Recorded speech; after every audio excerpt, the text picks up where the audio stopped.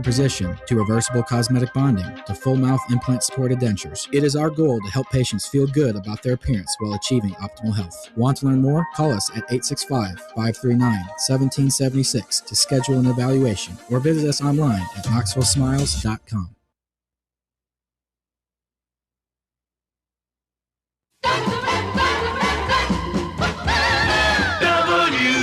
WKGN 1340. Go Vols! You're tuned in to East Tennessee's premier sports radio call-in show. This is The Drive.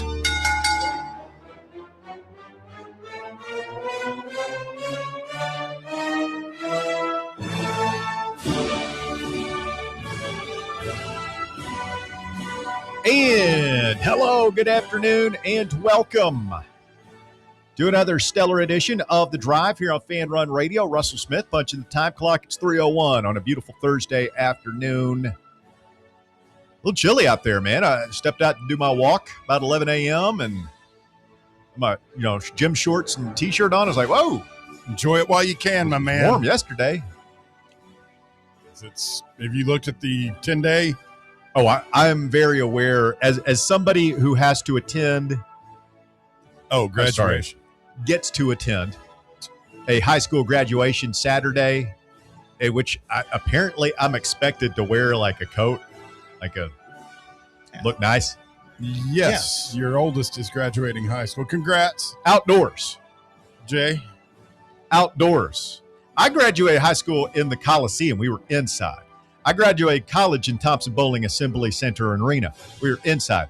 Apparently, some knucklehead decided it's a really good idea to have high school graduations outdoors now.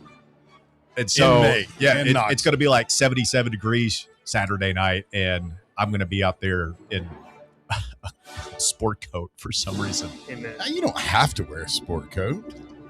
It could be so much worse. I graduated in a full suit in the middle of June. In 2020. In Arizona? On the football field at Webb.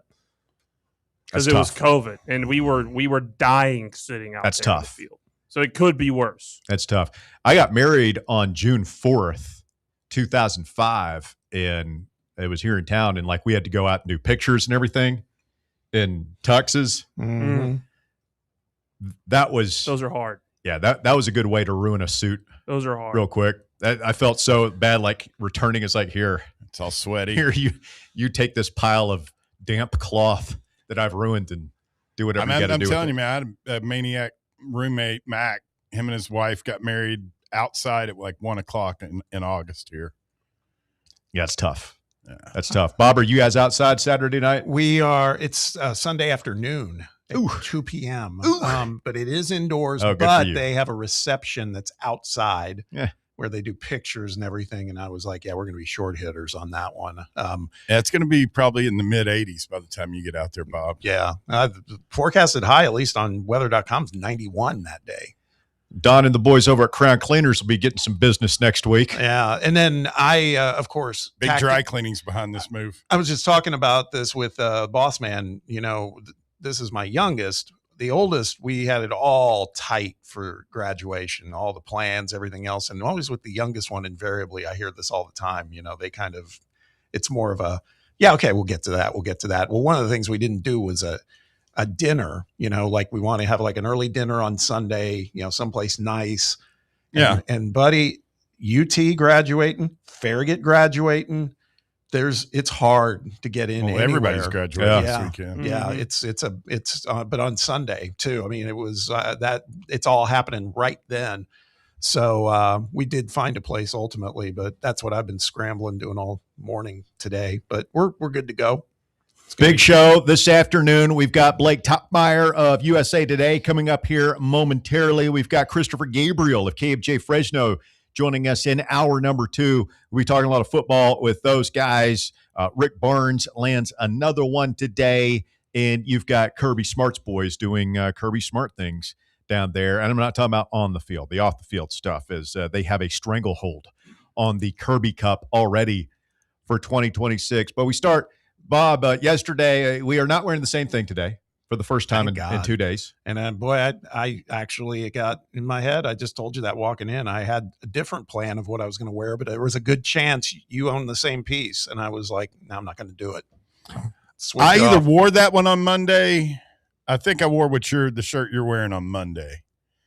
Otherwise, or it was last week, and I don't know why you're so worried about wearing the. I mean, I make this stuff look good. I don't know why. It means a handsome. Are you intimidated sitting across from me in the same thing? You worried that you don't quite stack up there, Bubbo? No, just a little too much symmetry for me. That's all. It's and as a matter of fact, it went a step further last night. Yes. When you send on the group text that you had frequented one of the great ice cream custard places in town, gotten a lemon bar concrete, and I was pulling out of the place, the other location of said place, with a lemon bar You had concrete. just gotten the same specialty ice cream order at the same specialty ice cream store that I got while we were wearing the same shirt. Yeah, it's not adorable, man. A couple of Bobsy twins over there. Yep. Hey, 2 peas in a pod. That lemon bar concrete, though. Woo, doggy. How did you eat? You got the bigger one. I got the medium, man. You go big or go home, buddy. We're doing ice cream. You only live once. What are you going to do? Save yourself what I do with that joint is I get a small. I eat about half of it, put it back in the freezer, have a little bit later. So you like the lemon ice? Here's I finished the small by the time I've left the parking lot. Nah. Get a small and save some of it. Yeah. Have you seen him eat ice cream? No way, Apparently. dude. I got the medium and I was left wanting more. And plus, you get the little souvenir cup, which my wife has already thrown away. Tough. No, it's a tough crowd, man. Like I had the little souvenir cup and I cleaned it out, like I hot watered it out and stuck it in the dishwasher. And I come up today to throw my coffee pot away and I open up the trash can and there's my cup. Oh, she just wasn't having it. It's a tough beat. Hey, we don't need any more cups or glasses or really. It's hard to throw away the souvenir cup. I know, right? And for most of our lives, that consists of some of us, it's your fine china.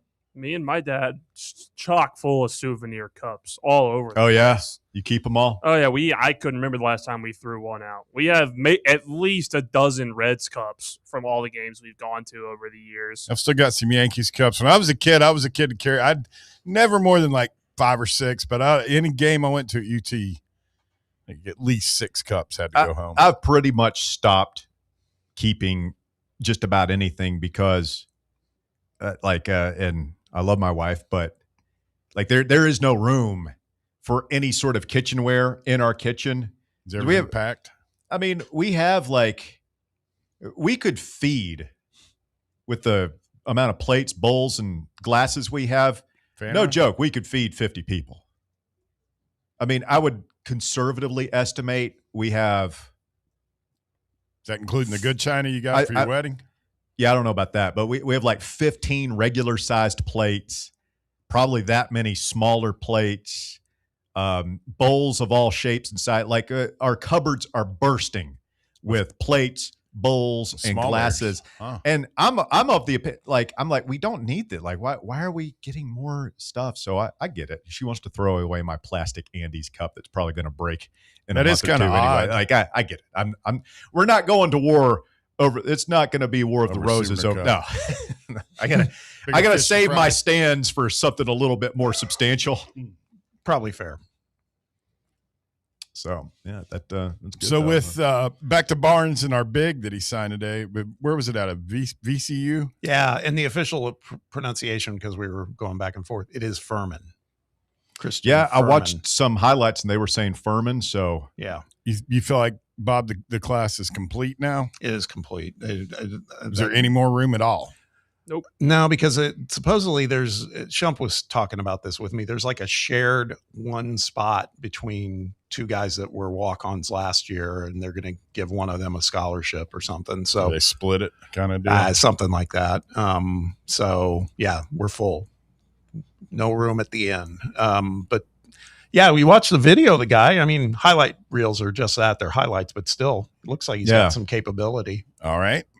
So we've got 2 returning players in Dwayne Brown and Troy Henderson. We've got 4 true freshmen, Ralph Scott, Manny Green, Marquise Clark, and Chris Washington Jr. And then we've got, I believe, 8 transfers. Correct.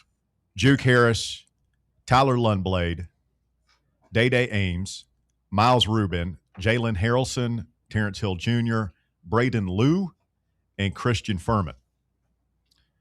There was a time where we would have been all happy if we'd gotten like 2 of those 8 guys. So 14 guys, and then the 2 walk-ons constitute they take up the 15th scholarship. Gavin Paul and Campbell Duncan, I think, are their names. So, all right, roster complete. What's your ceiling right now as we sit here at the end of May? I mean, it hasn't changed much. I thought it might go a teeny bit higher depending upon who we brought in. This guy's fine. It's a good value play. But I still think I think this is, they got a mesh that's going to be critical this summer, working on that. It's critical. But I think it's a Final Four worthy team. Sure. I mean that's got to be the ceiling. Yeah, I say to win it, it's like you just get to the Final Four and then figure it out from there. The people who stroked the checks to assemble this roster have got to be assured that you might not make a Final Four, but on paper this is Final Four potential. Right. It's one of those things too. Let's not get to an Elite 8 game and just get murdered like we have the last 2 years. No, it's like if you go to an Elite 8 game, you're playing somebody really good and you lose on a last second shot. That sucks, obviously, but you're there. You were right there. We don't need to look completely outclassed like we have. No, a couple of years ago, Purdue, you could argue we had moments where we could have seized that one and just it didn't happen. But man, the last 2 have been rough, and I'd say it's safe to say we'll be past that kind of marker this time if we get that far. Wouldn't you say out of the 3 though that was the best team, the one that went toe to toe with Purdue? Out of the 3, yeah, I would think so. That was Connect, right? Yeah.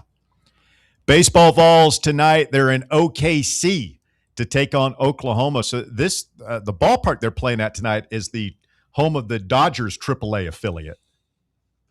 So like it's an I don't know if you guys have seen any it's a nice ballpark. It's like a 9,000-10,000 seat. Yeah, seats up to can swell to well over 10,000. I don't know what kind of crowd they're expecting tonight and over the weekend, but 7:30 tonight, 7:30 tomorrow, and then 3 p.m.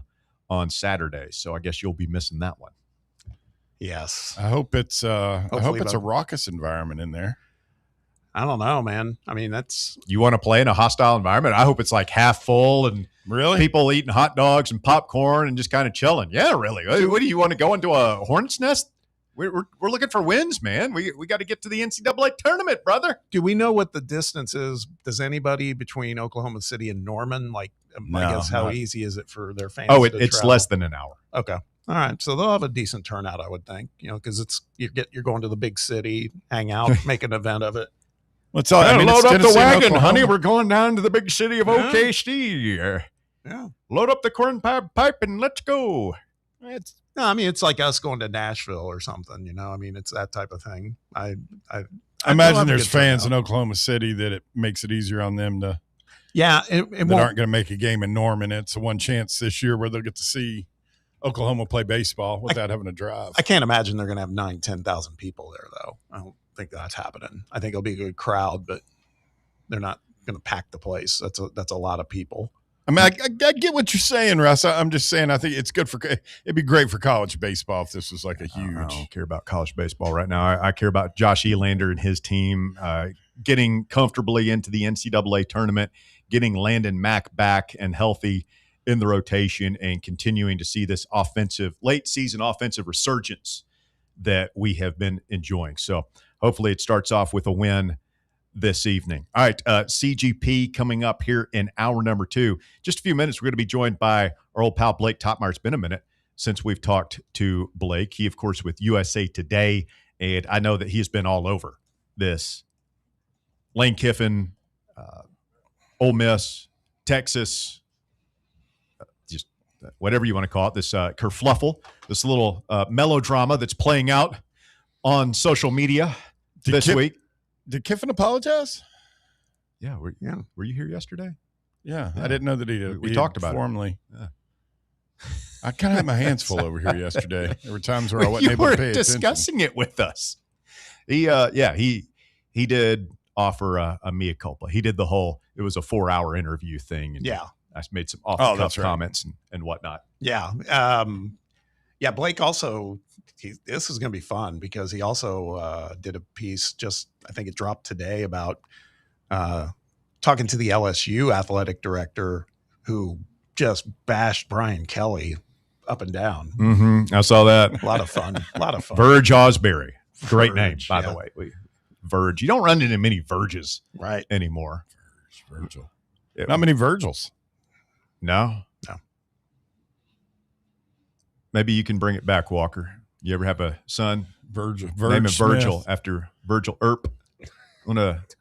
Sam Elliott. Have you seen Tombstone yet? I mean, really, you need to move this to the front of the line. I only need one arm to hold you. You need to move Tombstone to the front of the line. Like you were surprised to learn how many quotes from the Big Lebowski are like things that we say here on the air. There's maybe the most quotable 90s flick of all time, Tombstone. It's up there. I just can't. I haven't. Tombstone, Sopranos. All right, coming up, Blake Topmeyer of USA Today joins the festivities as we talk all things SEC football with him. We'll also get his thoughts on Josh Heupel and Tennessee heading into year 6. What is the ceiling for this year's team? It is Fan Run Radio on a beautiful Thursday in East Tennessee, doing the thing here on Fan Run. Back with more right after this. The Drive. Start your morning off with your daily dose of talk sports with John Reed and Cody McClure from 8 to 11, right here on the flagship station for Tennessee fans, Fan Run Radio. Next week is a huge week for your Knoxville Smokies. Don't have your tickets yet? It's not too late. Join us Tuesday as we honor our incredible law enforcement. And Wednesday is all you can eat. The weekend is kicking off with one of our favorites, Margaritaville. Food and drink specials all night long with that island feel and post-game concert and fireworks. Saturday, it's not only a doubleheader, but it's Grateful Dead night and fireworks. We end the week with our day game of the week on Sunday. It's jam-packed, so get your tickets now at smokiesbaseball.com. Barley's has live music on weekends, general team trivia on Wednesday nights at 8 p.m., and now live sports trivia courtesy of the Knoxville Trivia Guys every Thursday night upstairs. The game starts at 7 p.m. and is free to play for everyone, so head on down to the Old City and show off your sports knowledge and win gift cards to Barley's. Use those gift cards to buy some delicious food and drinks, and you can take it all in with their wide selection of TVs and indoor projectors. Barley's Tap Room and Pizzeria.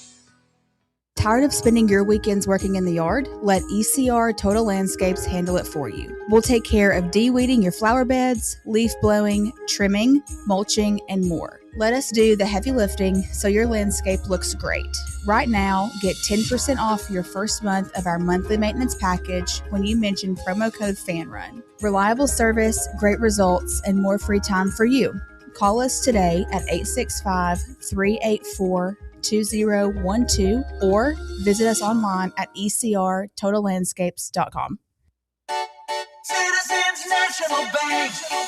Experience the thrill of traveling with C&B's exclusive travel program. Customers age 50 and above with a Plus Perks checking account can participate, ensuring a safe and delightful travel adventure. Take a day trip or an overnight trip. Travel domestic or international. C&B is always on the go. Citizens National Bank. Banking never felt so good. Member FDIC. Blackford Veterinary Surgery Referral specializes in surgeries not regularly performed by your pet's general veterinarian. They're currently accepting referrals from vets all across the country. With their newly renovated state-of-the-art surgery center and highly trained staff, clients can rely on professional and thorough care. If your vet says that your pet needs surgery or rehab, ask for a referral to Blackford Vet and let them get your best friend back on its feet. Located conveniently in West Knoxville. For more information, visit blackfordvetsurgery.com. Hi, this is Dr. Stephen Malone at Knoxville Smiles. Has it been a while since your last dental visit? If so, I'd like to invite you to come see us. At Knoxville Smiles, it's our vision to provide the best dental care in town in a relaxed, friendly environment. So if it's been a while and you've been putting it off, don't wait any longer. Come see us at Knoxville Smiles. You can schedule an appointment online.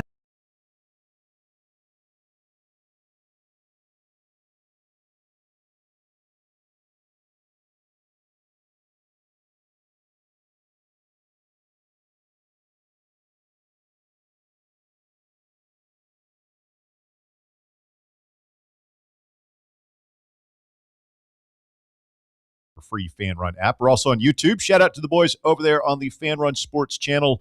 Do us a favor if you're watching there right now. Be sure to look down, hit that thumbs up button, like, and subscribe. This afternoon, it is The Drive since 2010. Been doing it for over 15 years now, every afternoon from 3 until 6 p.m. I'm Russell Smith alongside Bob Baskerville. We got Blake Topmeyer of USA Today on the phone line. Good afternoon, Blake. How are you, sir? I'm doing great. You guys? Hey, man, we're doing very well, thank you. And I guess the story of the week in college football is Lane Kiffin, bad breaker-upper, chapter 297 at this point. I don't know. I've lost count. Ole Miss fans learning what those of us here in East Tennessee have known for 15 years or so, however long it's been now. Are you surprised, Blake, that Lane Kiffin, taking the low road here, because when he left Tennessee, yeah, he took his shots, his barbs over the years, but the immediate aftermath of him leaving, it was a lot of, this is my dream job. It broke my heart to leave, that kind of thing, at least trying to help the wound heal. Seems like he's just content to salt the earth on his way out of town from Ole Miss. Yeah, he is content to salt the earth. You're right. I think a couple things that are different here. The social media megaphone is much louder than it was when Lane left Tennessee in 2010. Twitter existed then. It's not what it is now. Some of these other social media outlets didn't exist then.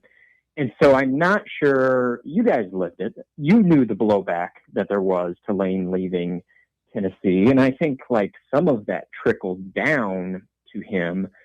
But I think being 2 time zones away in Los Angeles and social media not being what it is now, Lane probably wasn't completely aware of just how vitriolic the feelings were there in Knoxville after he left.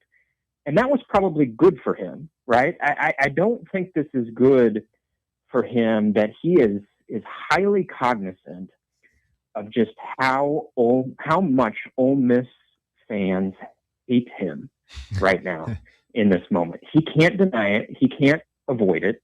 If he ever opens a social media app, it's right in front of his face. And that does not necessarily bring out Lane's best side.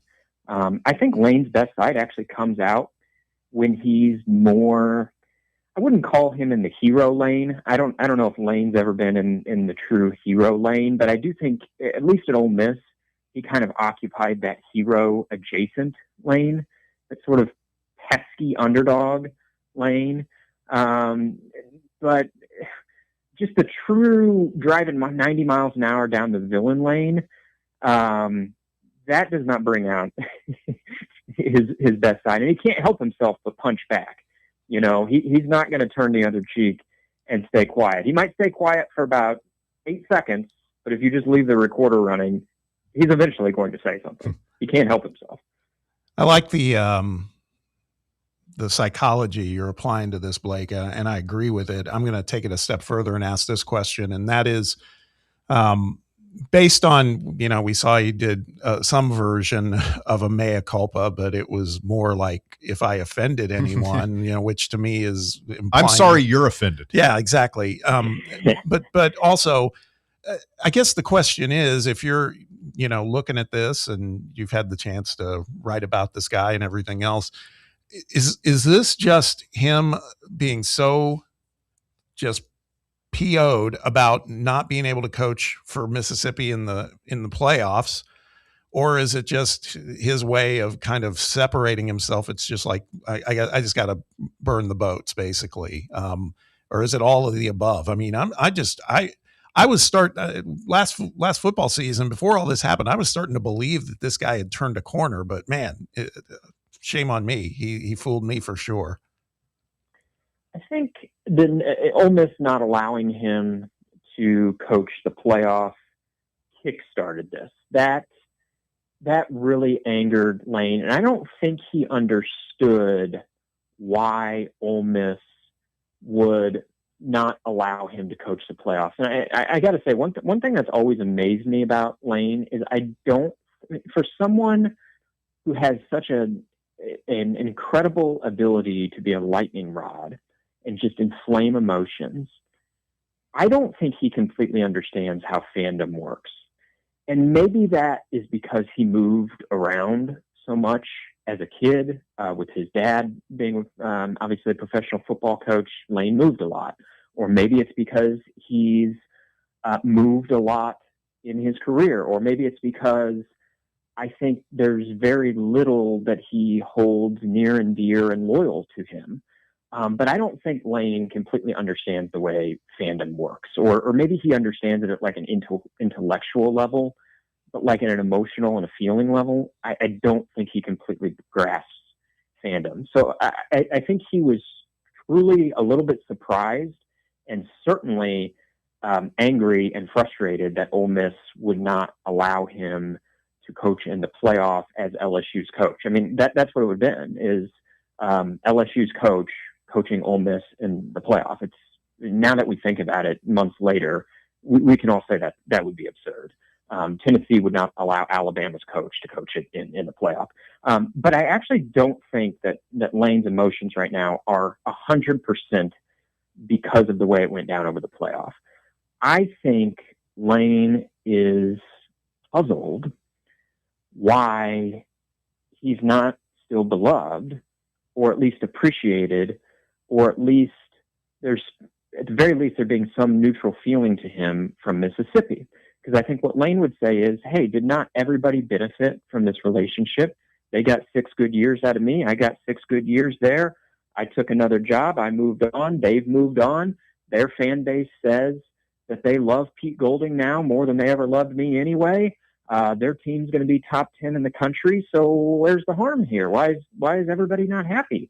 Why can they not just at least feel neutral to me?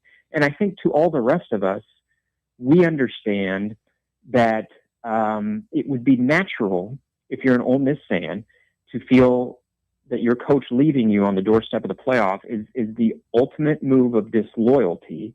It's the ultimate snub. And it's the ultimate belittling, not only to leave, but to leave for a conference rival, just down the road. So I think to all the rest of us, we can understand why the feelings in Mississippi are the way that they are. I think Lane looks at this, the way he views the world. He's like, hey, isn't everybody better off now than they were 6 years ago? What's everybody so mad at me for? And he just doesn't get that other piece of it, which is not excusing him for not getting it, but I just don't think he fully gets it, why they're mad at him. And maybe he doesn't have to. If he goes out and crushes everybody in his path this year, well, he'll be feted like a king, at least in Louisiana. Blake Topmeyer with us, USA Today. My last comment / question, if you care to respond here, Blake, is just, leaving. Yes, I agree with you. I don't think he understands why Ole Miss fans are. He's just so insulated and so lame, for lack of a better term, that he probably can't understand that. But to bring up the racial stuff, the Ole Miss, Mississippi's past and all that stuff, felt like a low blow. And it felt like it was a calculated low blow, like designed to that's the one you bring up race, and it's always going to be a firestorm in modern America, and people are going to get really offended. Like no matter what their opinions are, people are going to feel some certain kind of way for it. And it just felt, hey, he had 5 years there to get on his megaphone and talk about it if he wanted to. He never did. He waited until he was gone, and he kind of used it as a cudgel to, again, inflict emotional distress upon a people he just left voluntarily. Only Lane could truly say what he was intending there. I think it's plausible that he was making that as a calculated dig at Mississippi, and it's undeniably sorted past with race relations. I mean, there is, as we all know, some facts to this matter. Whether he should have said it is an entirely different story. It did feel like an unnecessary shot at a school, an employer, a state that wholeheartedly embraced him for 6 years, and a state that is is not the same as it was 30 years ago. Whether it has come all the way it needs to be is a debate for another time, perhaps another show. But it is different than it was years ago. However, I would also add to that, and this, as you guys know, I've interviewed Lane many times, one-on-one, and I do think he has, I don't know if you'd call it an ability or just a nature to tell the interviewer what he thinks they might want to hear. Yeah. And so Vanity Fair's in town. Okay. Right. I mean, that says it all right. Yeah. It's not, you understand what I'm saying? It's not humble fair. Yes. Vanity Fair's in town.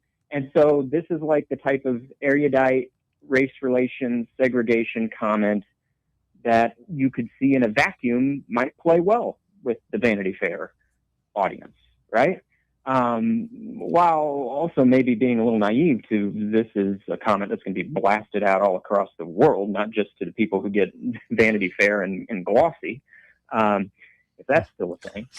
So, but I can tell you, I do think he has. Lane Kiffin will do an interview with Theo Vaughn in a different way than he will do an interview with me, in a different way than he'll do an interview with Vanity Fair. And so I think that's part of it too. Was it calculated as a shot at Ole Miss? Maybe. I think more than anything, it was calculated as a comment that he thought might land well with Vanity Fair's audience. I think everybody's saying this was a calculated shot at Ole Miss. Maybe it was, maybe it wasn't. I don't know. What I do feel like is this was a comment he thought, I think the people that read Vanity Fair could eat this up. The most absurd part about it to me was the Vanity Fair thing. I don't think they've ever interviewed a sitting college football coach before. And I was always just kind of baffled that somebody at LSU in the, SID's office didn't say, hey, maybe it's a good idea for you to missed talk to that Vanity 6-page think piece they had with Jeremy Pruitt back in 2020? Yeah, I didn't catch that one. The think piece with Jeremy Pruitt. That's an oxymoron. Yes. You said that. You said it, bud. The one thing we know, and some of your work has reaffirmed this, is Lane's new job. They seem very happy to have him, so much so that the AD is now. This has been a week, man. College football all of a sudden arrived. He's kind of curb stomping Brian Kelly a little bit, right? Yeah, so I was actually in town this week, hours after the Vanity Fair piece published, which was just a coincidence. Not like I scheduled my visit. I didn't know when Vanity Fair was publishing their piece. So yeah, I was in town this week talking with Lane, talking with Verge Osbury, and had a long conversation with Verge. And I printed some of what he said today, published some of what he said today, and there was an undeniable shot that he took at Brian Kelly. Didn't mention Brian Kelly by name, but was quite clearly talking about the direction of the program under Brian Kelly and how there was no connection in the program within the program and between the program and the community, but the program and donors, program and alumni. That he felt under Brian Kelly that he believes anyway that Lane Kiffin can help solve. So it was it was him standing up for his guy, who's his guy right now, Lane Kiffin. But two, you couldn't help but mistake the elbow there at Brian Kelly. And in fact, in the middle of his answer, because he was not referring to Brian Kelly by name, I interjected and said, "To be clear, you're talking about Brian Kelly here, correct?" And Verge affirmed that yes, that's what he's talking about, and continued his quote. So yeah, and at the end of that piece that I wrote at USA Today off my interview with Verge, he had this quote. And he was talking more in the general sense. He wasn't reacting specifically to the Vanity Fair piece, but he was talking more in the general sense. And he said, any day when LSU is in the headlines, that's a good day for LSU. The day they stop talking about LSU is a bad day for LSU. Now, I think it's taking it to the extreme, but I will say, if you were going to hire Lane Kiffin as Verge Osbury did, and you're going to manage him, employ him, you have to sign up for the whole Lane Kiffin experience. You don't get the half Lane Kiffin experience. You get the whole 5-course meal, and they're getting it here in mid-May. We're months away from game starting, and they're already getting the Lane Kiffin experience. And I actually think that is the right approach for Verge Osbury to have. Now, I think the public relations team there at LSU, they've probably been working overtime, and they're scratching their head, and they're having headaches, and they're thinking, really, guys, we're doing this? But I think for Verge Osbury, he's buckled up and strapped, and he's never been one to mince words himself. And so at least in the AD's chair, they've and by the way, the governor there has never been one to mince words. I think they knew what they were getting in the Lane Kiffin experience, at least when it comes to the buzz and the controversy and the headlines and the drama. I don't think they were naive about what they were jumping into. And at least from the athletic director's seat, they say, hey, he might be a villain to the world, but he's our villain now. And now you got to go beat us. So that's the perspective from the athletic director's room. All right, Blake, last thing, we'll let you out of here. I believe we have not spoken with you since the end of spring practice here in Knoxville. Just curious what your thoughts are regarding Josh Heupel and Tennessee with their uncertain quarterback. Is hard to believe it's already year 6 of the Heupel era, but the win totals for Tennessee that you're seeing on the DraftKings various sports books out there, not exactly high for a coach going into his 6th season. No, and I think this is an important one. You know, obviously Heupel built up a lot of goodwill early in his tenure, which he should have with the 2022 season, and delivering the playoff bid in 2024 as poorly as it ended. And then last year, I wouldn't say he got a free pass, but I do think people were sympathetic to the situation with Nico leaving and the way they rallied, and another season that didn't end well with the loss to Illinois. But overall, I think when you look at Tennessee's realities in April compared to the season they had, I think a lot of rational people understood, yeah, that's probably fair. But there's going to be none of that this year, right? This is finally the time where Josh Heupel has to develop one of his recruits at quarterback. He's had a lot of success at Tennessee, coaching quarterbacks, first with Jeremy Pruitt's guy and Hendon Hooker, and then made it work with another transfer and Joe Milton. Really made chicken salad out of chicken poo last year with the quarterback situation. But now I think everybody's kind of waiting, like, he signed, develop one of his guys, because he's not playing in the portal like some of the others are, right? If you're going to go this road, sign and develop. Where is that offensive savant we kind of saw at the beginning of Heupel's tenure? I think this is a really important year for him to show it off the heels of last season, because, I mean, all across the SEC, at least 80% of the programs in the SEC, it's a playoff or bust mentality. And we know that only 4 or 5 teams are going to the playoff, and Tennessee wasn't there last year. If it's not in the conversation this year, some of that goodwill for Heupel is going to start fading away. So I think long story short, I think it's a very, very important bellwether season for his tenure. Which way is this tenure going? Is this thing still steady? Everybody still feel confident in this, or will this be an indicator of maybe a little bit of trouble around the bend? He is Blake Topmeyer, USA Today, where you can read his work at B. Topmeyer on the social media site formerly known as Twitter. Blake, always a pleasure. Thanks so much for jumping on. Yeah, good talking to you guys. Thank you, Blake. Blake Topmeyer, one more time here on the program.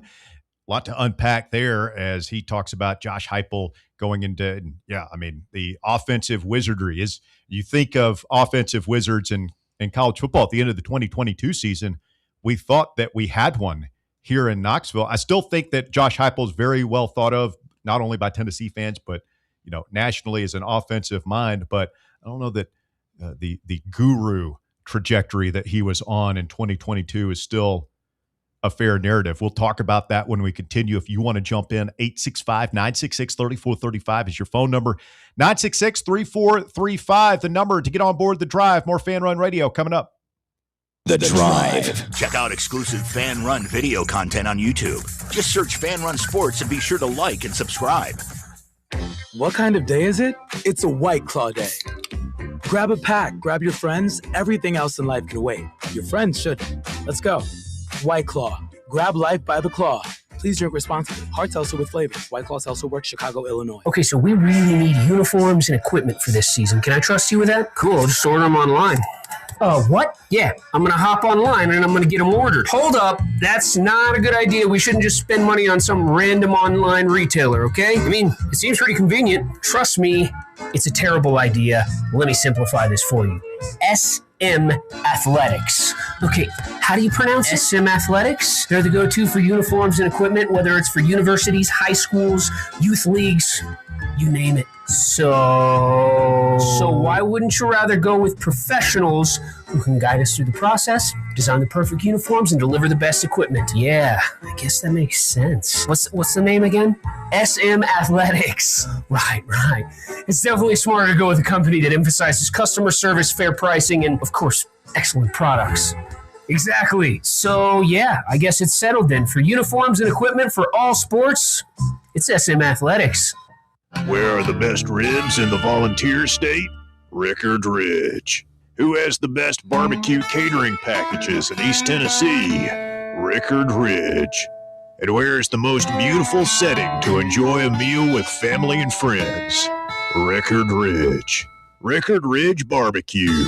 Just a quick ride up I-75, take exit 134, hang a right, and Rickard Ridge is on your left, just inside Cove Lake State Park. Vol fans, reimagine your home at Broadway Carpets and Flooring for any remodeling or building needs. With a variety of carpets, rugs, hardwood, vinyl, and stone, Broadway has all the flooring and installation options you're looking for, including pet-resistant products like Pet Perfect Carpet from Shaw Floors. Visit their showroom in downtown Knoxville or the location in West Knoxville located on Kingston Pike near Pellissippi Parkway today.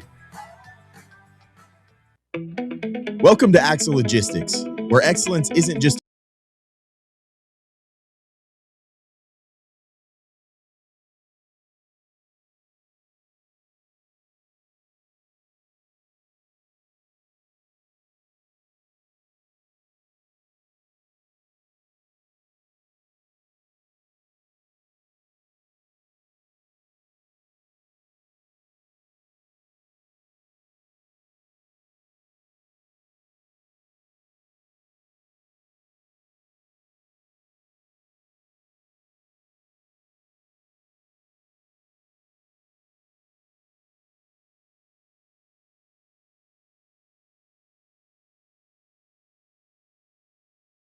back in the hot seat. Did One Knox win last night, Walker? No, we lost.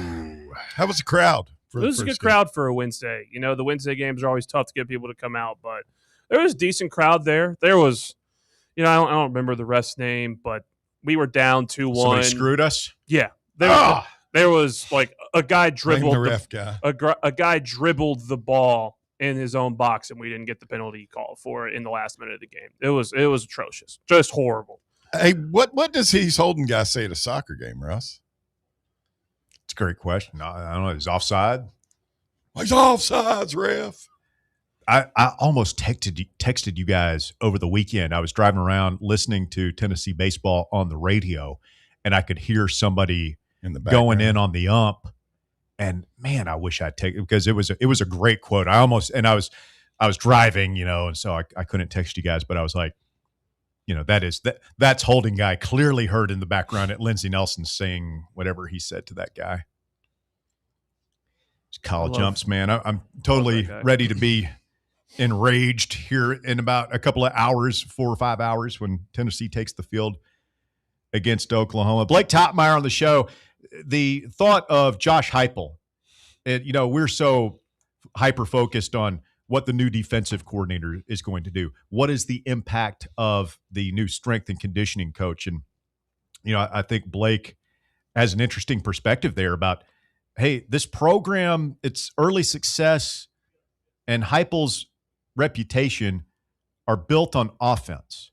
That's what this team is built on and is known for, and they kind of got to get back to that. Felt like we were getting back to that early in the season last year. Yeah. I don't know how much the, Joey's thing played into that or not, but that it's an interesting thought, right? It's like, hey man, you can change defensive coordinators and everything, but I thought you were the 42-point-a-game guy. Is that just over with? 50-point beatdowns. Yeah, I mean, is that a bad thing? I don't know. I mean, sideline behavior notwithstanding, I remember we were, at least myself, like after that 22 season, I was starting to say, hey man, have we got our Spurrier here? Yeah, that was, we all did. A lot of people thought that. And man, we don't see it now. So I do think this is pivotal for him this year to kind of, can he bring that back? And it's tough to do it when you have whoever's the quarterback, it's going to be fresh eyes out there basically. So you've got to figure out how that's going to work. I don't know. I saw Faison in Street Clothes now. I think I sent you guys a video. Yeah, he's David Sanders' cars. Yeah, I mean that's a whole nother thing. The fact that kid's driving around in a damn G-Wagon. He had two cars. Yeah, he had a Dodge Durango Hellcat, and he's got a G-Wagon. G-Wagon goes for about $250. The G-Wagon is Mercedes. Yeah, it's like their gunship. And the Durango looks like something Guy Fieri would drive. It's got like fireballs down the side. That's a Hellcat on the side of it. It's also the kind of car that I'm sure we'll hear later. You reference the Georgia football team. It's one of those. Yeah, I love the way too much horsepower for a kid, and that's what I mean. Why do you need two nights? David Sanders, the graphic went around that he's making $2 million. Is that what it said? Yeah.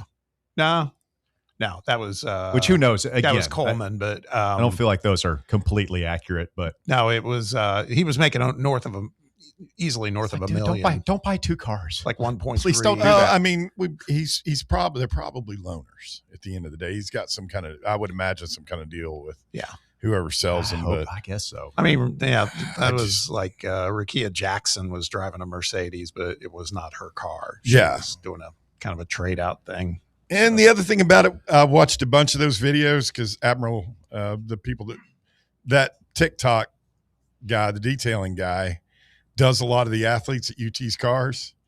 And I got to say, guys, they're going to catch hell from me for bad play this year. I mean, why? Because the cars are you're driving around in a Mercedes and you can't make a catch on 3rd and 4. Well, I mean, it hit home. I mean, they're pros. That was the undoing of Spencer Rattler, man, at Oklahoma. They started saying, the guy sucked, and that's exactly what they pointed to. It's like, hey man, we see you driving a Mercedes. Why aren't you out there earning it? It just playing like you're a Mercedes. Yeah, it went downhill from there for him. Which I think we all believe is fair. Yeah. Right? If you're a professional and to whom much is given, much is expected. And we all think that's fair. And in America, you're an adult at the age of 18. So these are adult professionals making a lot of money, and we expect a lot out of them. To me, it also kind of shines a light on how what a fraudulent take it was for years until just recently, until the NIL era. They're kids. Yeah. Don't be critical of the kids. That's when they weren't getting paid like they are now. Well, they weren't getting paid, probably. They're just under the table. They weren't driving around. I mean, that kid's got cars that are worth more than most people's houses. That aside, I want to get you back on point. You were talking about Faison Brandon, though.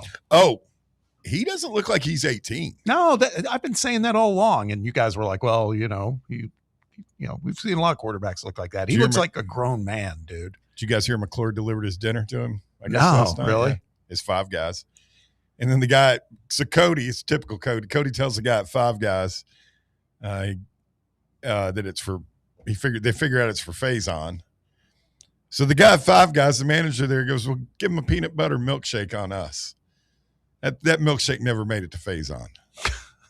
Did he admit that? Cody took Faison's milkshake? Yeah. Faison didn't order his milkshake? But you're outing Cody for drinking Faison's milkshake? Cody outed himself on Talk Sports this morning. Oh, okay. He drank Faison's milkshake. Drink it up. You drink it up. But yeah, the manager at the Five Guys sent a special milkshake, and McClure drank it. Hell yeah, he did, dude. Wow. How is that not stealing? By the way, well, we'll finish. Just going to leave that there.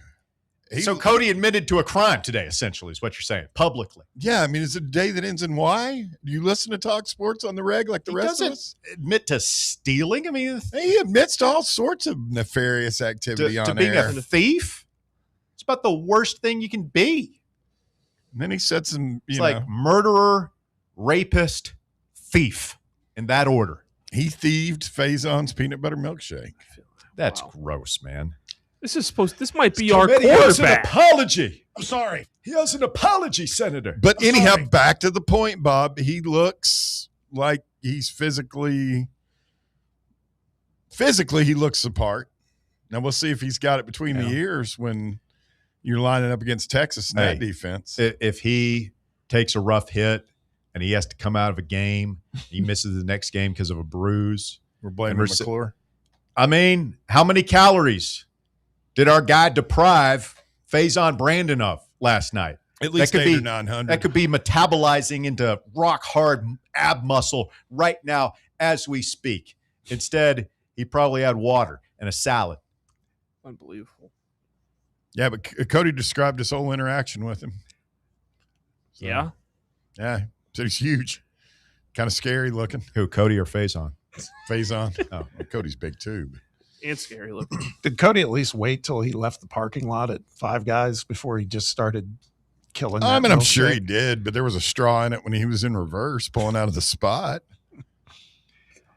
I can't even blame him for it. I mean, it's a power move. I'd think Cody drank Faison's That's a power milkshake. move? Yeah. I was going to say, I frequented a new place for lunch today, and they have, any of you familiar with the Dole Whip? Oh, yeah. Disney World. World. It's like old school. Well, there's a place in town that's got them now. Oh, is it that new Hawaiian joint? Yes. Is that similar to like an Orange Julius, Russ? Dole Whip? I'm trying to picture both in my head. I mean, one's pineapple, one's orange. Yeah. I wasn't a big fan of the Orange Julius. It had like it was like it was an a little orange too malt. a little too pulpy, a little too much. I never liked them. Yeah, the Dole pineapple though, man. That Dole Whip is good though. Ooh. I know pineapple's on the list of awesome things Bear hates, but good Dole Makes Whip. my mouth feel funny. I don't like it. Great. Stole my man's milkshake. Yeah. That's horrible. Wow.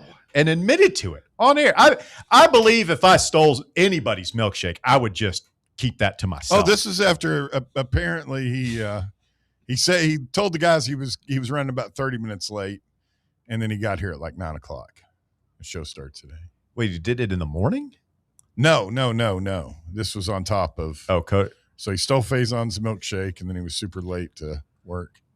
I mean, he didn't have what a very good day. are they doing on that morning show? Like delivering 3 hours. It's a of morning show entertainment that to me starts every at day. 8.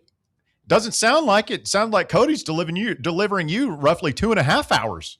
Of entertainment. Still got John Bubba and Sam Beard. Guy can't make it to his 8 a.m. radio show.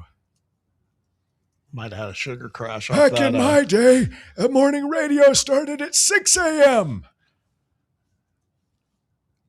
I was always late for that 6 a.m. shift, man. Let me tell you, that was. Did you ever just stay up? I had No. a job that started that early, and sometimes I'd just stay up and then just go to work. No. Got to go to sleep. Yeah, I don't think any of these college front office, like no offense to those guys, but these numbers, like there's no way that Braden Rouse kid is getting $266,000. Well, by the way, I'm not sure there's any way. He didn't have it on that layout that we saw yesterday, but TK Keys, they have him, I guess, 772. Yeah, I think he's making more, man.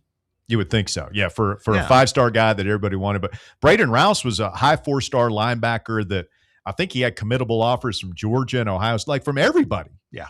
And I mean, maybe he is only making $266K. Maybe he liked Tennessee so much that he took a somewhat of a discount, but I don't think so. Hezekiah Harris, $136,000 on this thing. Like he was a 4-star guy that we flipped from Auburn. Mm-hmm. I don't know if I buy that. I mean, that's a crazy amount of money. For a kid, yeah. Yeah. I mean, could any of you guys imagine somebody handing you $130,000 your freshman year in college? Still and what could have happened? Put it on the market, man. Yeah. IRAs. The beer and weed market. Wow. Stay with us. The drive continues. Fan Run Radio. I'm not a grass expert. Hour number 2 coming up. The Drive. Fan Run Radio, the flagship station for Tennessee fans. This ain't no wishy-washy, limp-wristed, kale-eating, half-ass sports radio station. We're your in-your-face, truth-telling, say it loud, flag-waving, face-painting, hardcore, bring the noise, causing a ruckus, don't give a damn sports station. Sports talk that doesn't just hang up and listen. For the fans. This is Fan Run Radio. Get some. In a world filled with deadlines and screens, sometimes we forget the simple joys of life, days filled with special moments. At Inward Half, we understand the essence of these moments. Feel the difference between our breathable fabrics and flexible apparel as you disconnect from the hustle and bustle and reconnect with what truly matters. Inward Half. Simple luxury for on and off the course. Hey, Vols fans, Cody Brown here. I grew up right here in Tennessee and know what it means when someone says, I've got your back. That's why you can trust Farm Bureau Insurance of Tennessee. Whether it's your home, your vehicle, your family's future, or the business you built from the ground up, we will show up for all of your insurance needs. We are Tennesseans who understand what matters, which is doing right by you. Insurance is not all about just paperwork and policies, but it's about the people we insure every day. So if you want insurance that hits home, give me a call at 865-992-3871. Go Vols. Are you ready for the start of a new season? Maybe looking for your team to go on a tournament run? Get game day ready with Crumble. Head on over to your nearest location and pick up 12 pre-selected cookies plus exclusive toppers. When you're looking for dessert options, there's no question about who you should call on. Our listeners already know. Last year, the Dubai chocolate was a home run, along with the brownie batter. Oreo crumb was another crowd favorite. What new flavor will set the standard this season? If you're in the Knoxville area, there are 3 locations ready to serve you: Clinton Highway, Parkside Drive, and Maryville. Download the Crumble app to build your best lineup and vote on the best combos. You can even put your bid in to request a new flavor. Order in the app and slide on over to your nearest location. Tell them Fan Run sent you, and as always, it's for the fans, by the fans. Don't miss the cookies.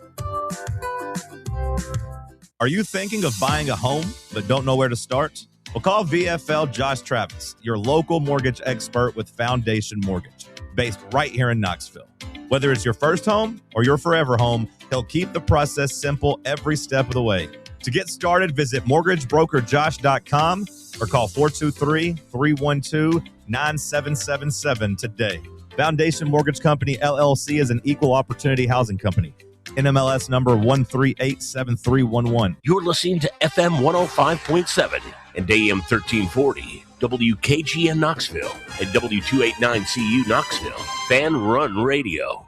You know how East Tennessee takes its barbecue seriously. Well, TMG Fest is about to take it to the next level. Saturday, May 23rd, Hardin Valley Event Center. Doors open at 2 and the event runs till 9. A live fire barbecue competition and full-blown festival all wrapped into one. 15 pitmasters from all around the country. Teams coming in from Texas, the Carolinas, California, and of course from Knoxville to square off in a legit smoke-off competition. And the cool part, you're not just watching, you get to walk around, taste what they're cooking, and help decide who wins. It's a real crowd judging situation, and that's just the competition side of things. There's also a live fire cooking demonstration happening throughout the day. Learn techniques, how they manage your fire, how they work with different cuts, different wood, different pit styles. If you're someone that loves cooking outdoors or wants to get better at it, this is a great opportunity to learn up close and personal from the experts. And it's all wrapped in a real festival atmosphere, live music, lawn games, food vendors, and the block party energy just makes for a great day, rain or shine, from 2 to 9. Kids 12 and under get in free, so bring the family. Tickets on sale now at tmgfest.com. That's tmgfest.com. TMG Fest, Saturday, May 23rd, Hardin Valley Event Center. This one's going to be fun.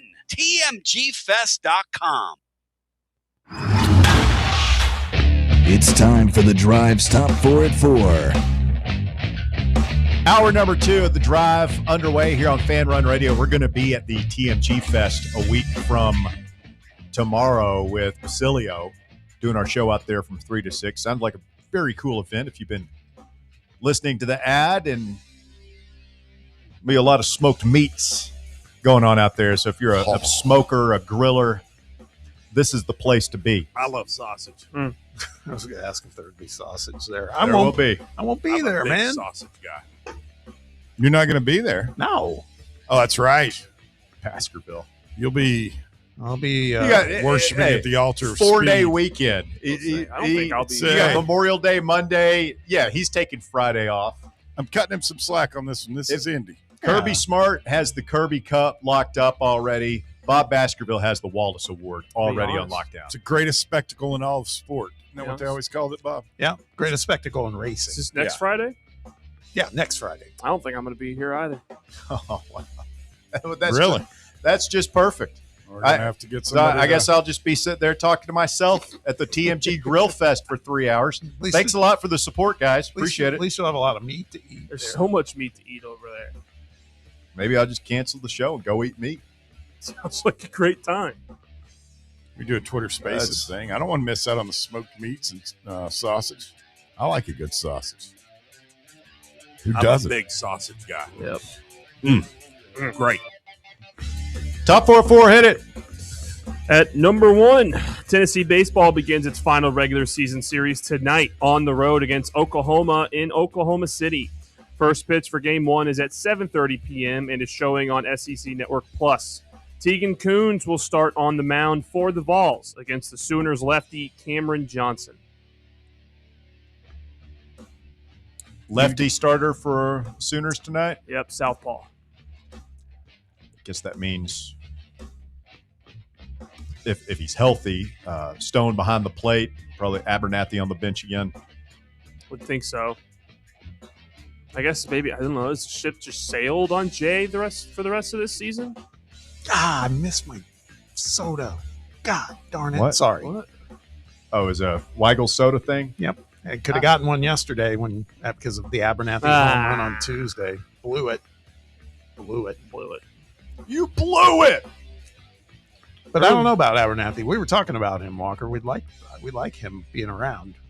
I like him too. Like it's a very useful player to have, someone that is that good defensively in center field and that elite on the base paths. Like if he can just get on base at an average rate below that, he does. Like he's a very useful player. Something that a lot of teams don't have. I did not realize. So Oklahoma is second in the SEC in stolen bases, only behind Kentucky, and they're very close to Kentucky. Small ball Sooners. Sooners. They've only got about 50-ish home runs on the season in conference. I mean, if they can get on base, Kuntz is going to pump strikes over the plate. Yeah. That was the most astonishing number to me last week was out of his, what he pitched, Bob? 113? 113. I think it was either 83 or 87 were strikes. Yeah. This is kind of, Oklahoma's lost 3 series in a row. So opportunity here. Mm-hmm. At number 2, Jacoby Gillespie got off to a good start to the NBA Draft Combine, scoring 28 points with 5 assists and 3 steals in a game of 5-on-5 at the Combine in Chicago. Gillespie earlier this week was projected to be the number 60th pick overall to the Washington Wizards in ESPN's mock draft. Good for him. Saw some highlights. He looked cold-blooded. Bearing 3. What is Jacoby like? Obviously, size is going to be his obstacle to overcome. Yeah. How does he combat that? Like, how does he find a spot to hang on to in the NBA? shooting. Yeah, he's got to keep hitting threes like he did yesterday. Defense. He's a dog on defense, man, if you really think about it. I mean, he gets steals. Yeah, we saw it this year, broke the record. It's that whole football player in him. There were times it looked like he was a DB getting a pick six happening. Yeah, no, he can be something. It's also just like you got to be a good passer. Like there are guys that have succeeded at a little bit of a smaller size. Like Mike Conley is a guy that comes to mind. I mean, he's not the biggest guard that came out and played really well. There are guys in the NBA that were 5'9" and had good careers in the NBA. So it's doable. You just gotta be able to shoot the ball. Number one thing. At number 3, it's NFL schedule release day, as all teams will announce their full dates and times for the 2026 NFL season. The Titans will release their schedule on social media tonight at 7 p.m., along with all other teams in the league.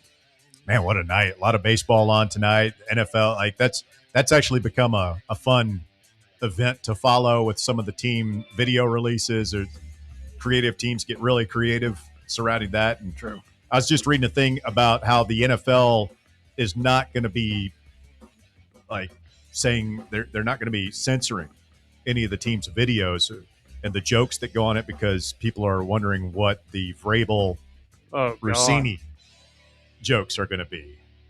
And I saw somebody tweeting about it and how like it's going to be so good. And then my immediate thought was, well, now that this is out on social media, like it was a well-known account. And I was like, well, Goodell's going to see this and put the kibosh, but Yahoo Sports reporting that they are not going to be reviewing teams' videos. So they're letting teams use their own judgment. Good for them. Did you guys talk about the Thanksgiving schedule yesterday? No, I sent that along to you guys earlier today, though. Today? That made me smile. So you got a Wednesday, a Thanksgiving Eve game. Yep. That's 3 Packers, games. Rams. Thanksgiving is Bears, Lions, Eagles, Cowboys, and then Chiefs, Bills at night. And then Black Friday is Broncos, Steelers.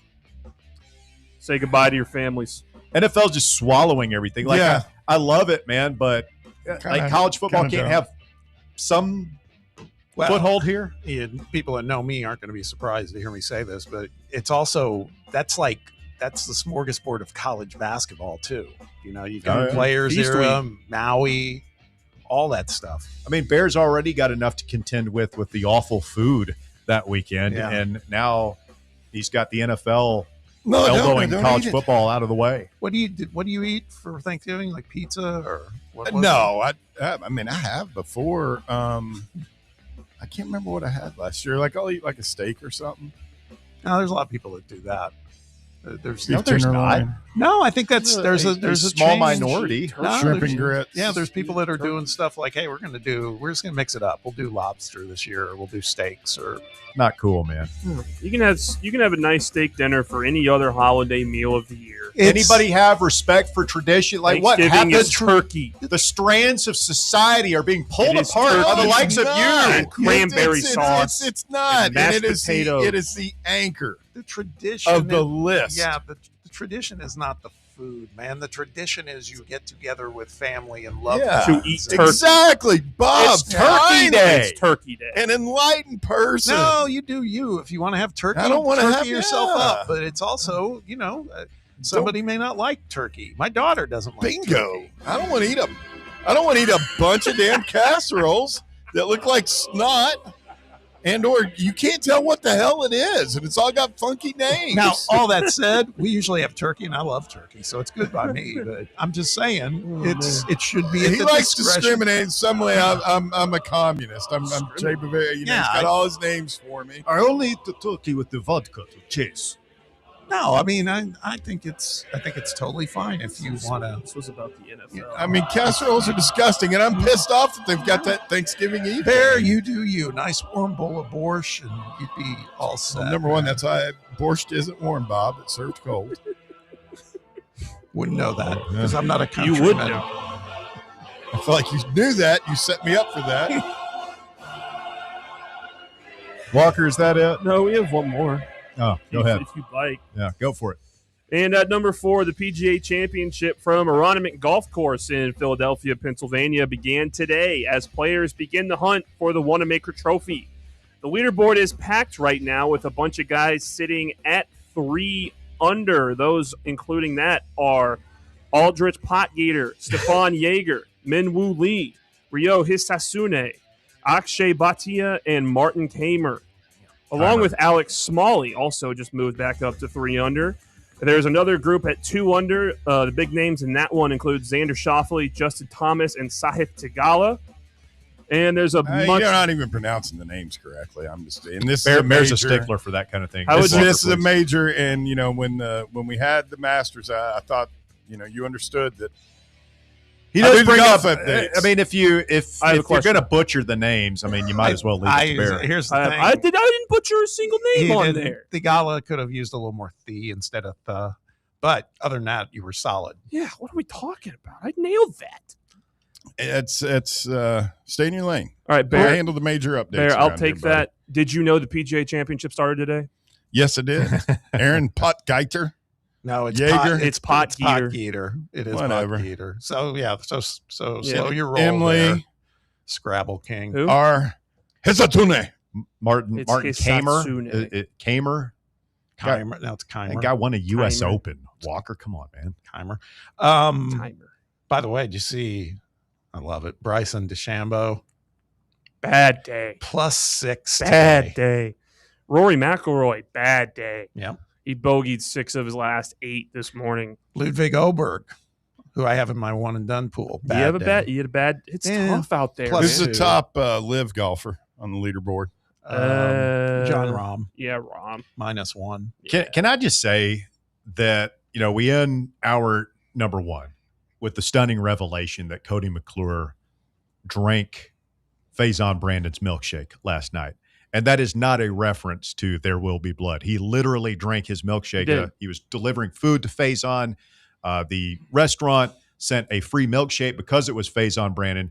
And Cody openly admitted to drinking Faison's milkshake today. I'm getting these reports from other fan-run employees that, I mean, I can't believe that this is true. He was over half an hour late. He was an hour late to the show today. John called it a 30 for 30. And that's not even the best part. He texts his team telling them that he's going to be, quote, about half an hour late at 7:45. Okay. Which I don't know. Half an hour after that, he is spotted. He is spotted in the drive-thru at McDonald's by the station owner's wife. Shame. So not only is he late for work, he stopped at McDonald's on the way in rather than just like we've all been there, right? Oh my God, I'm late for work. And it's just you gotta go to work. You're sweating, you're just throwing all your stuff in your car, you're driving like a bat out of hell. Like it's just, oh my God. And you just get there as quick. You stumble through the door a couple minutes late, get to your desk, whatever, man. Like you made it. You're a little bit late, you're frazzled, but okay, like we get it going here. This guy has a radio show. It starts at 8 a.m. every day. It's not like 8:15 some days, 7:40. Like it's a hard start, and he's late. Okay, it happens. It's morning radio. But you just scramble, man. You get in your car, you put on a ball cap, no time to shower. Like you just go and you do the job, and then you take care of your business afterwards. This guy went to McDonald's first. I just can't imagine. I'm just trying to imagine. He sat in the drive-thru at McDonald's, and we know he's not starving. We know because he drank Faison Brandon's milkshake about 12 hours prior. Well, I could have left. You know, when you eat something big like that, the next morning you're a lot hungry because it stretches your stomach out. Maybe. I'm trying to help my guy out here. I don't know how this. I'm kind of feeling bad for Cody right now because this is turned somebody's got to do something. I mean, at some point, you're either coaching it or you're allowing it to happen. Like I don't know what the standards are for the morning show, but I mean, somebody's got to. At a certain level, you're making us all look bad, right? At a certain level, not really, is he? His lack of professionalism reflects poorly on the entire staff. I mean, I just can't believe it. You're sitting there like he's probably listening to the show as well.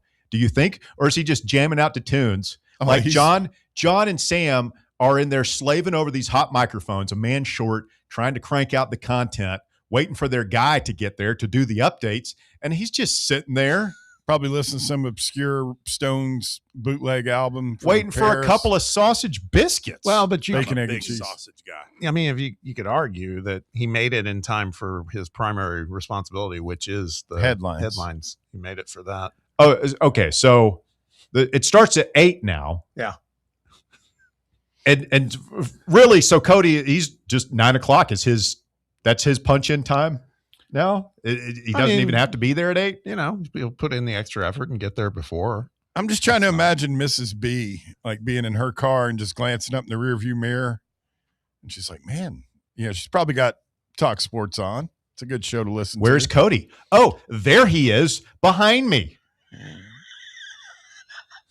It's like, that's the best part about it. It's unbelievable, man. It's just unbelievable. The lack of discipline is what stands out the most. The lack of discipline. I mean, we've had to deal with Accountability Island here for years on this show, but at least we're trying. I mean, at the end of the day, he's a talented dude. He can get away with it. I mean, that's what it boils down to. He's like the Johnny Manziel. Johnny Manziel was talented, but it's like a what could have been type thing. Hey, more of a Baker Mayfield.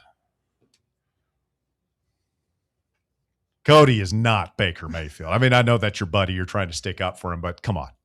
You're embarrassing yourself, man. Drink Faison's milkshake. Drink Faison Brandon's milkshake. But John Daly. That's more like it. It's a pretty good comp, isn't it? Yeah. Somebody in the text box said that the real tragedy was that it was George McIntyre that needed that milkshake the most. I don't think he could drink it. All the rumors around town are true. That's mean. Well, no, I mean, they say he's got something wrong with him. Let's get DR Vol in here real quick, and then we got to pause, get CG on. DR Vol, you're on the drive. It's Fan Run Radio. I got to defend Cody a little bit. I listened to that segment. If it's true, I don't remember exactly what the guy said, but it could have went either way. He wasn't sure if it was for Faison or for Cody, who was delivering the burger for Faison. He claimed ignorance. Nobody gives the Uber Eats driver a free milkshake. Get out of here. I agree wholeheartedly with you, DR Vol. You're the one who said that the guy gave it because it was Faison Brandon. Yeah, but I mean, you're trying to paint Cody as some kind of villain in this whole story, and I don't think that I like it. I understand that. I mean, I'm sorry you don't like the truth, but I deal in fact here. I'm with Bear. I got to defend Cody. I mean, Cody is a hero. He did something Rick Barnes wouldn't, and he took a stand against Sister Jean. You got to draw a line somewhere. Oh, yeah. Okay, that's good. Bear, DR Vol, and Cody McClure. That's taking a stand. Part of my team, both of them. Which is ironic because Bear falls down half the time he tries to take a stand.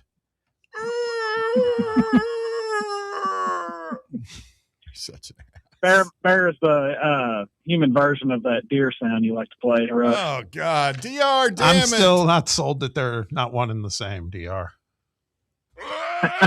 Listen to that. I do love that sound. I will got to say, there's been some inconsistency with Bear this week on offending Indians. Like, are you pro-Indian or anti-Indian, Bear? Both. Yes. Both. I'm pro-Indian. You're Why? both? When did I say anything negative against Indians or Native Americans, as my people like to call them? Several things. Well, you're talking about how offensive the tomahawk chop is, but then you don't mind. I'm not saying it's offensive. I said it's certain Native American groups find it racist.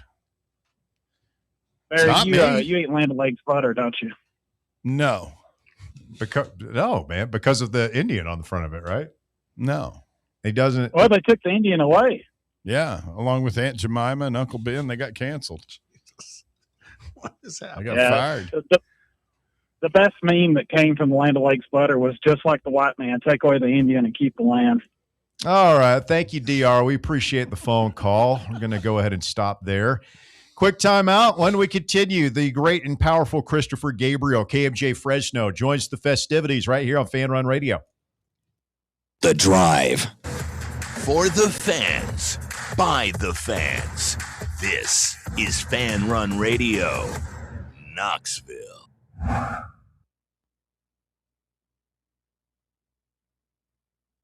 Next week is a huge week for your Knoxville Smokies. Don't have your tickets yet? It's not too late. Join us Tuesday as we honor our incredible law enforcement. And Wednesday is all you can eat. The weekend is kicking off with one of our favorites, Margaritaville. Food and drink specials all night long with that island feel and post-game concert and fireworks. Saturday, it's not only a doubleheader, but it's Grateful Dead night and fireworks. We end the week with our day game of the week on Sunday. It's jam-packed, so get your tickets now at smokiesbaseball.com. Is your yard starting to look more wild than welcoming? Yeah, don't let your landscape be that house on the block. At ECR Total Landscapes, we make sure your outdoor space is something you're proud of. From de-weeding flower beds to leaf blowing, trimming, mulching, and more, completely customizable to your property's specific needs. We'll handle it all. Why spend your weekends sweating it out in the yard when you can just sit back and enjoy it? That's the ECR difference. And right now, new customers can get 10% off your first month of our monthly maintenance package when you sign up for a full calendar year. That's right. Consistent, reliable service at a price that makes it easy to get started. No sweat, no hassle, just a better looking lawn week after week. Call ECR Total Landscapes today and mention promo code FANRUN to save 10% on your first month. Call 865-384-2012 or visit us online at ecrtotallandscapes.com. White Claw is taking hard seltzer to new heights with White Claw Surge. At 8% alcohol, White Claw Surge is a stronger wave of refreshment that doesn't compromise on taste. Available in 4 bold waves of flavor like ripe blackberry, citrusy blood orange, zesty natural lime, and tart cranberry. Check out your favorite retailer in-store and online for the White Claw Surge Variety 12-pack and 16-ounce single-serve cans. White Claw Surge. Please drink responsibly. Located in Knoxville's historic Old City, Barley's offers great food, live music, the best draft beer selection in town, and now your new favorite place to watch sports. Their indoor projector is perfect for any weather, and they've revamped their upstairs area with more TVs to take in all of the action. Their menu features hand-battered chicken tenders, juicy burgers, fresh salads, and the tastiest pizza in Knoxville. You can enjoy their happy hour drink specials daily from open until 6 p.m. Barley's Tap Room and Pizzeria. Citizens National Bank. Life is more fun with a Good Life account, offering extra benefits, including bank travel. Experience the trip of a lifetime to Ireland. Explore rolling green hills, historic castles, and charming villages across the Emerald Isle. Get in on the fun. Call 865-429-7935 today. Citizens National Bank. Banking never felt so good. Member FDIC. Welcome to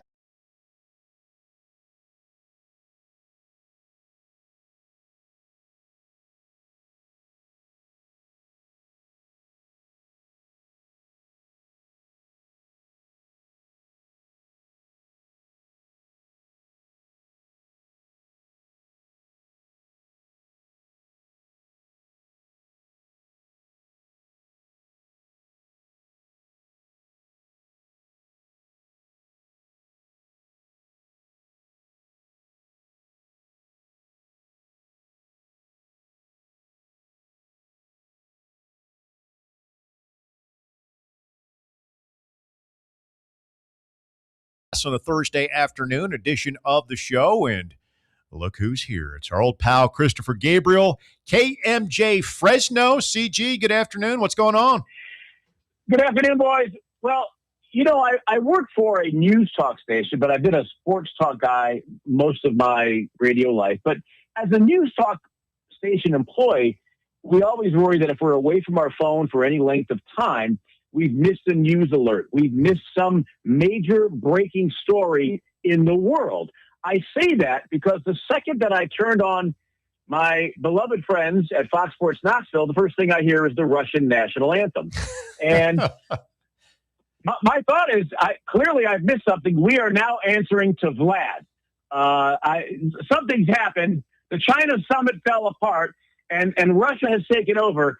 But somehow Fox Sports Knoxville is still on the air, and that's a good thing. That's the first thing, Russ. Then I hear the Cody milkshake gate situation going on there. And the only thing I can speak to about that is my afternoon drive show at ESPN for a long time. My producer, it went on we cracked the mic at 3:04. My producer showed up one day at 3:35. 3:35. At 6:05, we had a meeting. Afternoon show? Yeah, he showed up. He had. What, did he oversleep or something? He was up late at a party the night before? That might take 2 more segments to get to. And all I can tell you is when we sat down, I said to him, I just want to see if we're on the same page here. We cracked the mic at 3:04. That is not a suggested time. That is the time that we actually start the bleeping show. You cannot be here at 3:35. Now, the milkshake thing, I guess maybe that is part of the contract at Fox Sports Knoxville. It's the milkshake exception, the drive-through exception. I'm not sure. Finally, Bryson DeChambeau, I don't know if you guys know this, but he's a kid from here. He's from Clovis. He's from about 5 miles from where I'm sitting right now. Oh, nice. I'm glad you changed the subject there, because poor Cody is just taking a beating right now. I mean, the YouTube chat is really letting him have it. He's being accused of being the guy that takes fries out of the order on the way to the delivery. That's I would say, but between I don't want to start trouble, but between Cody and Reed, I've always been more of a Cody guy. So well, I just just because he served me drinks and he poured a couple of great drinks for me, and I've never forgotten him for that. So Big Mac does know how to pour a beverage, though. Man, I gotta say, if I delivered food back in the day, if I had the option to snag a fry or two out of that steaming hot box, then yeah. That stuff's all sealed up. I'm right there with you. I'm right there with you. Yeah. Hey, man, I've been known to. I'm embarrassed to admit this, but if you've ever been out and about on the town and you're staying at a hotel, you're out and you're walking down the hallway and you see that tray laid on the floor with the fries on it. With the leftovers? Okay. Yeah, that's like hobo level stuff, man. It's so tempting, man. It's so you feel me, CG? How can you can't just walk by those fries? I feel you, brother. Floor fries. I feel you. I remember somebody had ordered a steak with some fries there, and there was a whole thing of fries. There you go. I was in. I was in. I even took the blue cheese the side of blue cheese they had, just to bring that with me as well. All right, those fries are tempting. CG, we didn't bring you on here to talk about theft of food. Let's start with something you're close to out there. San Francisco media and their treatment of Tony Vitello. It has been an up and down ride. I mean, I'm hearing stuff over the weekend. It's like, oh man, this is going south. He's lost control of the locker room. The veterans don't respect him. He doesn't know how to make a pitching change.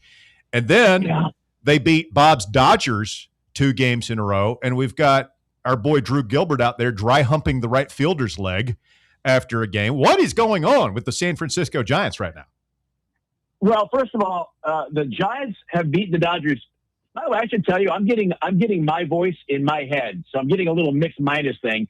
Kind of pull the curtain on radio here, but just so you know, I'm getting a lot of feedback at my end here. So the deal with San Francisco is in the last 9 years, they have had 1 winning season. 2 seasons they were 500, and 6 they were under 500. The managers in those seasons were Bob Melvin, Gabe Kapler, and Bruce Bochy. Somehow, though, Tony's arrival, and you've got fans, more Vols fans than anybody else that I'm seeing, losing their minds, saying, what's going on? The media this, the media that. And all. Here's where it sits, fellas. The fact of the matter is, the team respects and likes Tony, and I've got close sources inside the Giants and inside plenty of media outlets up there. There are a couple of outlets up there that have been hell-bent on going after Tony, remember one thing about San Francisco. It's a college town to the extent of Stanford is in Palo Alto to the south. Cal is across the bay in the Berkeley Hills, but it's not a college town per se. They view Tony Vitello as a Martian. A lot of the media folks up there, they just figure if he's not a Major League Baseball manager, shouldn't be there. There are a lot of folks that are stoking the flames, but the reality is a far cry from what's really going on there. Folks really dig Tony, the majority of them, but you're hearing the smallest minority yelling the loudest. And I am here to tell you, all these Vols groups that are losing their mind because, well, I heard so-and-so from, the ticket. I heard so-and-so from KNBR. And you just hear it from me. Tony's not going anywhere anytime soon. They have not had that bad of a start. And again, you look at this team, they have been having problems with the exception of 1 year, that 21, when they went 107-55. Since 2017, this has not been a good franchise in any way, shape, or form. And so, what you have here is you had an organization basically say, we need to do something different. We need to try something different. Let's try it with this guy, Tony. And the players dig him. I'm just telling you right now, the players dig him. Do not buy into the narrative that has been getting spread everywhere. Now, to be fair, like any other sports franchise, if the Giants suddenly finish the year, 60-102, then you might have somebody in the Giants organization saying, you know what, maybe this wasn't a great idea. I don't think that's going to happen. I don't think the Giants have played their best baseball by any stretch of the imagination. They've had good stretches. There are only, 5 or 6 games under 500 at this point, 4 or 5 games. So Tony's doing fine. Everything is fine. And it's simply, as serious as I can say it, it simply is not what some of the media up there are making it out to be. There's a lot of folks, Russ, who really want him gone because they don't like the choice. And so they're trying to frame this as everybody hates him. That could not be further from the truth. Well said, CG. It's good talking to you as always. You too. Let's get your thoughts on another thing that we've been talking about a lot this week. It feels like we are coming to a fork in the road, one way or the other, on expanded college football playoff field. 24 teams, all the major conferences and Notre Dame have said, hey, we're on board with that. The SEC is not on board. Conveniently, ESPN, which is the rights holder to the college football playoffs, particularly if it stays as a field of no larger than 16, they don't have to put the broadcast rights back into renegotiation. ESPN saying we prefer it to be 16 and no more. And you got Greg Sankey and the SEC who's aligned tightly with ESPN. This one's going to be interesting to me. I mean, I think 24 is too many, but also to see what kind of a stake media holds in this thing.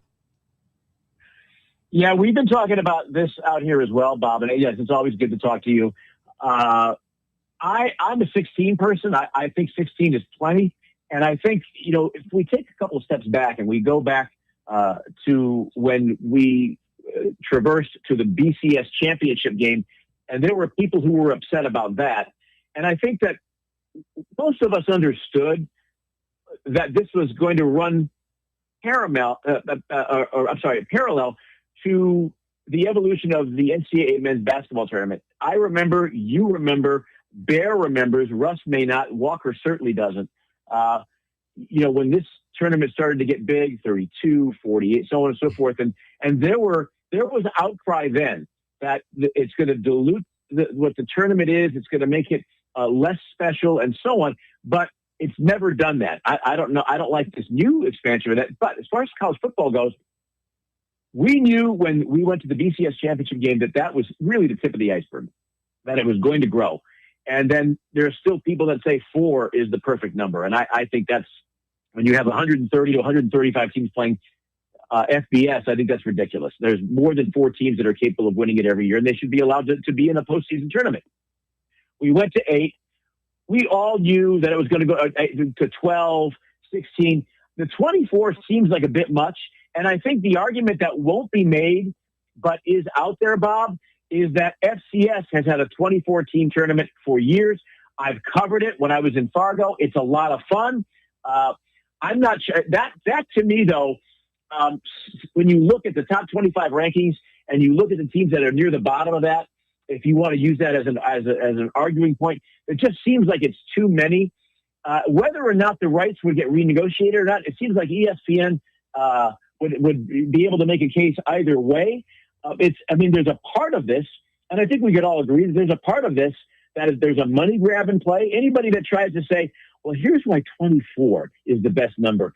I think we understand what that's all about. My biggest concern, Bob, is I want to see the entire first round. I'd like to see 16. I'd like to see an entire 1 through 16 seeding and every one of those first round games on a college campus. Every one of them. I think it would be great.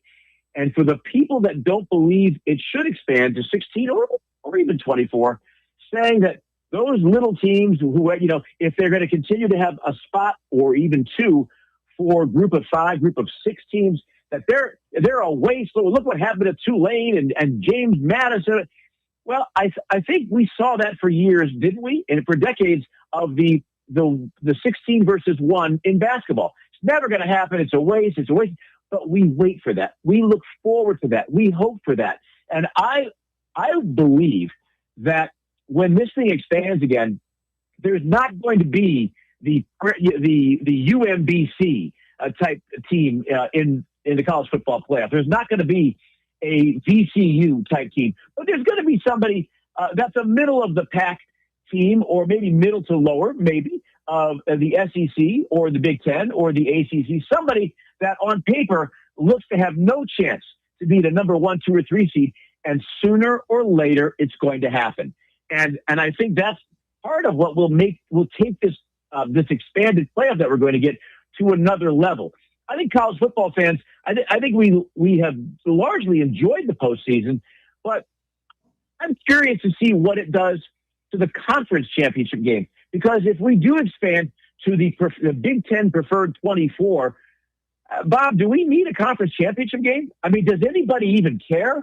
Are we seeing more empty seats at some of these conference championship games now when you know that we've got the playoff that is really going to have the focus of fans much more than the conference championship game. I don't know where those are going to go. I don't know why the Big Ten and the SEC can't get on the same page. But I guess the one thing that I find a little bit comical is that these things take as long as they do. Because all of us know it's just, fellas, ladies, get in the room and make a decision, because one way or another, sooner or later, you're going to expand this team. Why drag this nonsense out? Expand it and let's go from there.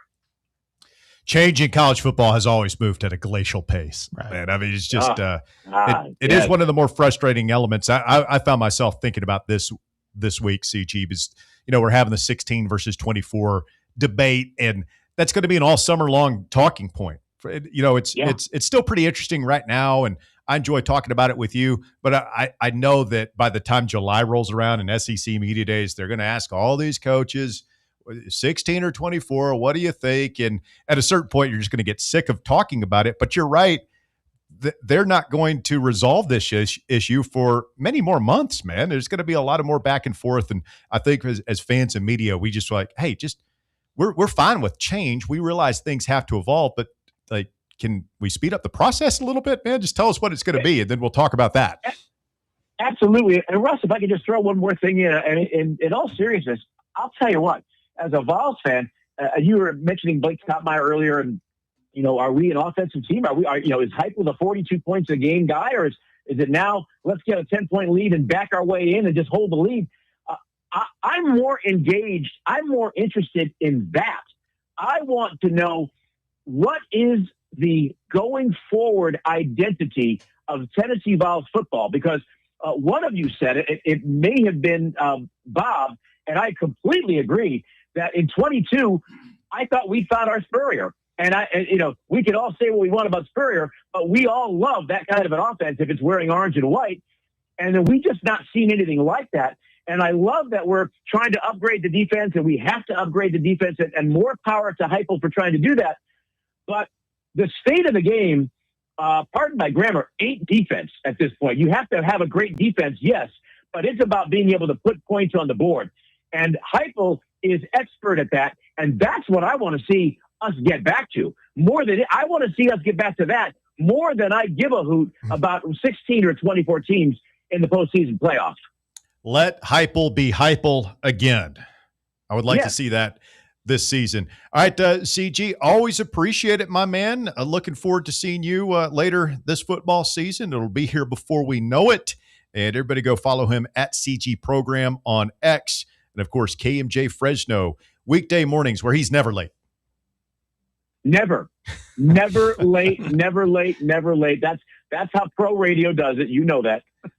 I must admit, there are times when I wake up in Knoxville in the Eastern time zone to a text from CG, and I feel so lazy. I'm like, oh my God, this dude's already up and grinding, and I'm just rolling out of the bed at 8:30. The life of an afternoon host, man. That is true. And I think there's like 7 texts from a month ago that I'm still waiting for your response to. But I'm coming into the LSU game. You'll probably catch up by then. And I'm feeling good about that. I'm running a couple of months behind on my comms. We got to get up to date. I'm going to sit down and catch up. That's great. Hey, man, love you guys. I always appreciate coming on. All right, CG, appreciate you as well. Thanks, Christopher. Christopher Gabriel, KMJ Fresno, making his presence felt. Somebody referred to him in the YouTube chat as low energy CG. Yeah. I believe they were being facetious. Low ECG. Quick timeout. The drive continues Thursday afternoon. Fan Run Radio doing the thing. Back with more right after this. The Drive. Miss any of your favorite Fan Run show? Listen to the podcast on our free Fan Run Radio app or wherever you listen to podcasts. Your smile says it all, so make sure it's saying the right thing. At Knoxville Smiles, we believe healthy teeth mean happy lives. Invisalign is a clear aligner orthodontic treatment that gradually straightens teeth without the use of traditional metal braces. And now, at Knoxville Smiles, we're offering Invisalign special pricing for new patients. Call for details at 865-539-1776 or just visit us at knoxvillesmiles.com. Don't wait another day to love your smile. Smile brighter with Knoxville Smiles. Blackford Veterinary Surgery Referral specializes in surgeries not regularly performed by your pet's general veterinarian. They're currently accepting referrals from vets all across the country. With their newly renovated state-of-the-art surgery center and highly trained staff, clients can rely on professional and thorough care. If your vet says that your pet needs surgery or rehab, ask for a referral to Blackford Vet and let them get your best friend back on its feet. Located conveniently in West Knoxville. For more information, visit blackfordvetsurgery.com. We really need to get some branded stuff. Shirts, hats, promo items, something professional. I mean, we could just find a website and order a bunch of it ourselves. You could, but you're taking a big risk. You don't know the quality, the fit, the timeline. It's a roll of the dice. Yeah, I guess. But isn't that how everyone does it now? Not the ones who actually care about how their brand looks. Look, if we're putting our name on it, it needs to be done right. We need SM Athletics. SM Athletics? Yeah, they specialize in working with businesses like ours. Apparel, hats, promo gear, but real, customized stuff. They actually care if it turns out right. Probably a lot better than getting stuck with 100 t-shirts with crooked logos. Exactly. Plus, they'll walk you through everything. Sizing, colors, material, so it matches the image we're trying to build. Makes sense. What's the name again? SM Athletics. Trust me, if you want to look like a real company, not a flea market stand, this is the move. If you're serious about your brand, work with people who are serious about getting it right. SM Athletics. Rickard Ridge Barbecue, located in beautiful Cove Lake State Park. Rickard Ridge is home of the best ribs in the Volunteer State. Smoked daily by Pitmaster Mark Rickard, the barbecue at Rickard Ridge is mouth-watering, fall-off-the-bone delicious. Take the scenic drive up I-75 to exit 134 for directions and to look at the rest of the menu. Visit Rickard Ridge online at rickardridgebbq.com. Vol fans, reimagine your home at Broadway.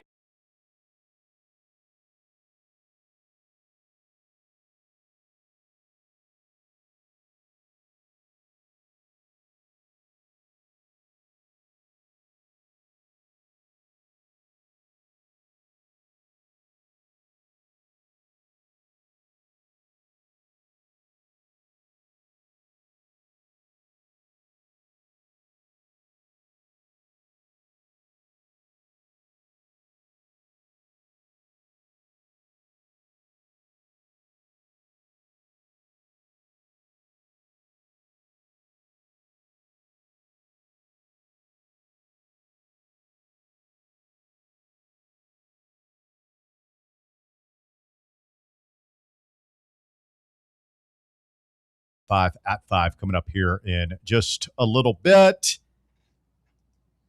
R.I.P. to the great Clarence Carter. Passes away today. Did you see that? You don't know who that is, do you? Yeah, I do. I thought he was already dead. Who's Clarence Carter? I don't know who that is. You guys don't know who that is? No. Sorry. Who is he, Bear? I want to make sure. Stroking? Stroking. And he also did Backdoor Santa, the sample from Christmas in Hollis. If you remember that one? Oh, yeah. He did do that. Damn. We were stroking. In the mid to late 90s, that was the bar anthem. You go into a bar about midnight, you'd hear Clarence Carter. I'll be stroking. Born in Montgomery, Alabama. Blind blues man. Those are the best blues men, right? The blind ones. 90 years old. Was he 90? Yep. That's a good long one. Absolutely. You know who I thought you said at first? I had like a brain spasm. I thought you said Clarence Clemens. I was like, I'm pretty sure Clarence has been dead. He's been dead for a minute. Yeah. Do yourself a favor, Walker. Not around the kids or your parents. It would be embarrassing. But listen to Stroking, maybe on the way home. I'm not going to promise that. It's a jam. Not going to promise that. Bonafide. Oh, man. Yeah, you'll dig it. Not sure you'd dig it, but you might not. Appreciate hear a the lot of honesty, good Bob. stuff. You dig into the stuff beyond the hit. Some really good stuff. All right, we'll go open lines the rest of the way here. If you want to jump in, 865-966-3435 is your phone number to get on the show today. 966-3435. The playoff talk, the change in college football continues to dominate the discussion. I saw where our buddy Trey Wallace, Outkick, had a conversation with Vanderbilt head coach Clark Lee. Because when you're talking about the college football playoff, you always want to make sure you get the Vanderbilt coach's perspective.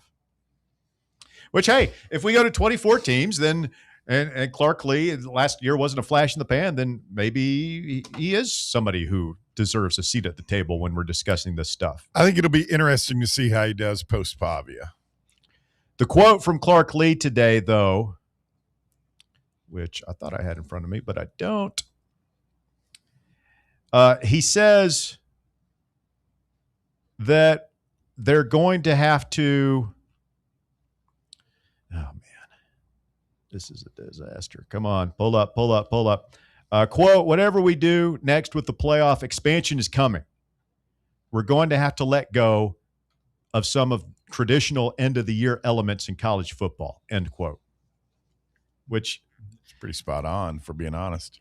Yeah, but that's not what fans want to hear, right? Tradition is what we like about college football as fans. Tradition is what makes college football special. It's what separates it from the cold, hard business that is the NFL. Not that the NFL is a bad thing. I love the NFL, but it's not college football. But college football wants to become more like the NFL because they need more money to pay the players, which they have to do right now.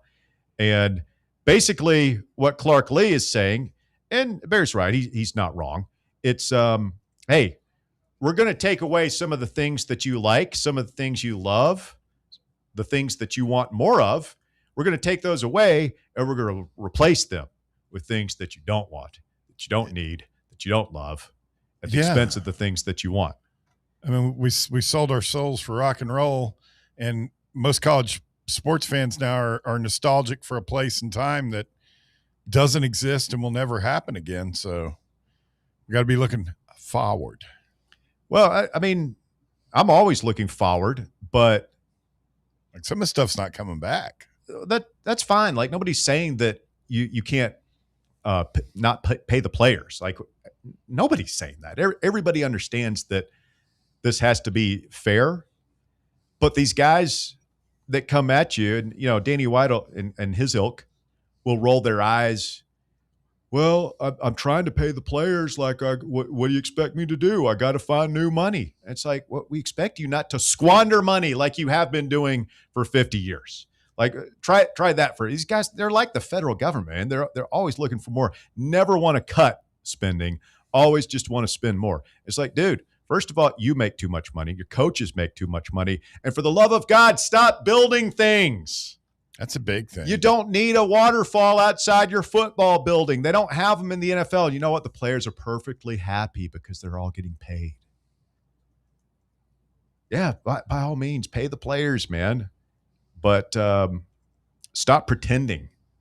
Stop pretending like you don't have the money to do what you know you have to do. Find it from somewhere else. Russ, I've received a communique from Mr. McClure. He's got a message for you. He's got my number. Like, why are you the middleman between me and Cody? I texted him earlier today. Like, why are we? I think he may not be talking to you right now. Oh, okay. Well, that's fine. It's fine.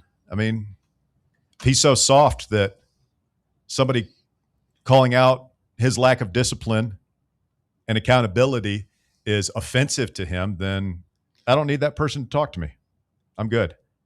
I'll be just fine. Because I've got Roberto on the line, and it's time to take phone calls here on the drive. What's up, Roberto? I've been stroking to the east, stroking to the west. Dude, stroke it to the woman that you love the best, gentlemen. That's what I'm talking about. I'll be stroking. I didn't know he died. That's a shame. Yeah. Walker, you've never heard this song, right?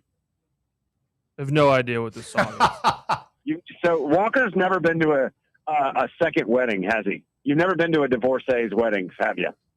Well, he's still a young man, Roberto. It's played at almost every remarriage wedding in the history of the world. Is it really? I didn't know that. Dude, it's like a thing, Russ. We were well into the Iraq War before this guy was born. Oh, yeah. What? The first one or the second one? The second one. Are you talking? Oh, you're talking about Walker. I thought you were talking about the artist. No, Walker. That's why Walker doesn't know about any of this stuff because we're old. We keep asking about stuff that was popular in the late 70s and 80s. It's a good point. Bear brings up a great point. Speaking of things that are popular, hey, Bob, is Bob still in there? Hey, Bob. Yeah, I'm here. I just had a 4x4 animal style, protein style in your honor over here in the mid-state. What do you think about that as a West Coast boy? Let's go. That was sounds just good. Absolutely annihilated it. Yeah. So overrated good. Except for the shakes. Really, Bear? I just was not impressed with it. What a burger kills them on the burger. It's not called In-N-Out Shakes. Their shakes are incredible. What? Wait, you got me confused. Did you do the animal style though, Bear? Sincerely? Nah, I didn't. I've tried it 6 times. It's not bad, but it's not. I've had much better burgers here in Knoxville. Stock and Barrel for one. Yeah, but have you fed a family of 5 for $42? That's including tax. Yeah. Well, no, I mean they are fairly economical for the times that we live in. I will agree with you guys there. I just think their milkshakes are elite. Oh, you were saying I thought you were saying their shakes are not good. No, they're the best fast food shake out there. Okay, best in the game. Would Cody deliver it to Faison Brandon? Probably not. No, there's some charm in the fact too. I mean, now what Roberto was talking about. That's an off the menu combo you can do. Real ones no, but there's some charm in the fact that they don't do like, it's kind of like the burger equivalent of craft beer, right? They just do burgers, man. They just keep it basic and they do it right. They do it well. I do appreciate that menu when you roll up and yeah, it's just very, very basic. That and you don't have to sell a kidney to afford it right now. You can get a burger, fries, I might Coke, have a and coronary on the way to $10. Memphis, but I'm not going to lose any kidneys. That's for sure. Guys, tonight I just want to bring up one sports thing, and then I promise I'll jump. How integral to our postseason is tonight, in your opinion? Is it are we verging into must-win territory with Landon Mack not going on Saturday now? Well, I mean, I see what you're saying because if you don't win tonight, then you almost have to win tomorrow. So we'll say it's must win, but it's a really, really need to win. I would agree. Thank you, Roberto. We got to run here. Hour number 3 of The Drive coming up next here on Fan Run Radio. The Drive. Fan Run Radio, where Big Orange Country comes to talk sports. Start your morning off with your daily dose of talk sports with John Reed and Cody McClure from 8 to 11. Then it's Tony Basilio, from 11 to 1. The Playbook with William Pattison from 1 to 3. And The Drive from 3 to 6. It's 10 hours of hard-hitting local sports radio every day, right here on the flagship station for Tennessee fans. This is Fan Run Radio, Knoxville. Are you thinking of buying a home but don't know where to start? Well, call VFL Josh Travis, your local mortgage expert with Foundation Mortgage, based right here in Knoxville. Whether it's your first home or your forever home, he'll keep the process simple every step of the way. To get started, visit mortgagebrokerjosh.com or call 423-312-9777 today. Foundation Mortgage Company, LLC is an equal opportunity housing company. NMLS number 1387311. Is your smile ready for the spotlight? Hi, I'm Dr. Jacob Wilco, and at Knoxville Smiles, we make every visit a reason to smile. From routine cleanings to dazzling cosmetic treatments, our experienced team uses the latest technology to keep your teeth healthy and your smile bright. With a warm, welcoming atmosphere and personalized care, we're here to make sure you leave feeling your best. Don't wait. Your perfect smile is just a call away. Book your appointment today at 865-539-1776 or online at knoxvillesmiles.com. Smile brighter with Knoxville Smiles. Are you ready for the start of a new season? Maybe looking for your team to go on a tournament run? Get game day ready with Crumble. Head on over to your nearest location and pick up 12 pre-selected cookies plus exclusive toppers. When you're looking for dessert options, there's no question about who you should call on. Our listeners already know. Last year, the Dubai chocolate was a home run, along with the brownie batter. Oreo crumb was another crowd favorite. What new flavor will set the standard this season? If you're in the Knoxville area, there are 3 locations ready to serve you: Clinton Highway, Parkside Drive, and Maryville. Download the Crumble app to build your best lineup and vote on the best combos. You can even put your bid in to request a new flavor. Order in the app and slide on over to your nearest location. Tell them Fan Run sent you, and as always, it's for the fans, by the fans. Don't miss the cookies. A brand built in Tennessee and born from the love of the game, Inward Half revolutionizes golfing comfort. Crafted by a former pro and dedicated enthusiast just like you, our luxury performance wear guarantees you stay cool and comfortable through every swing and every day.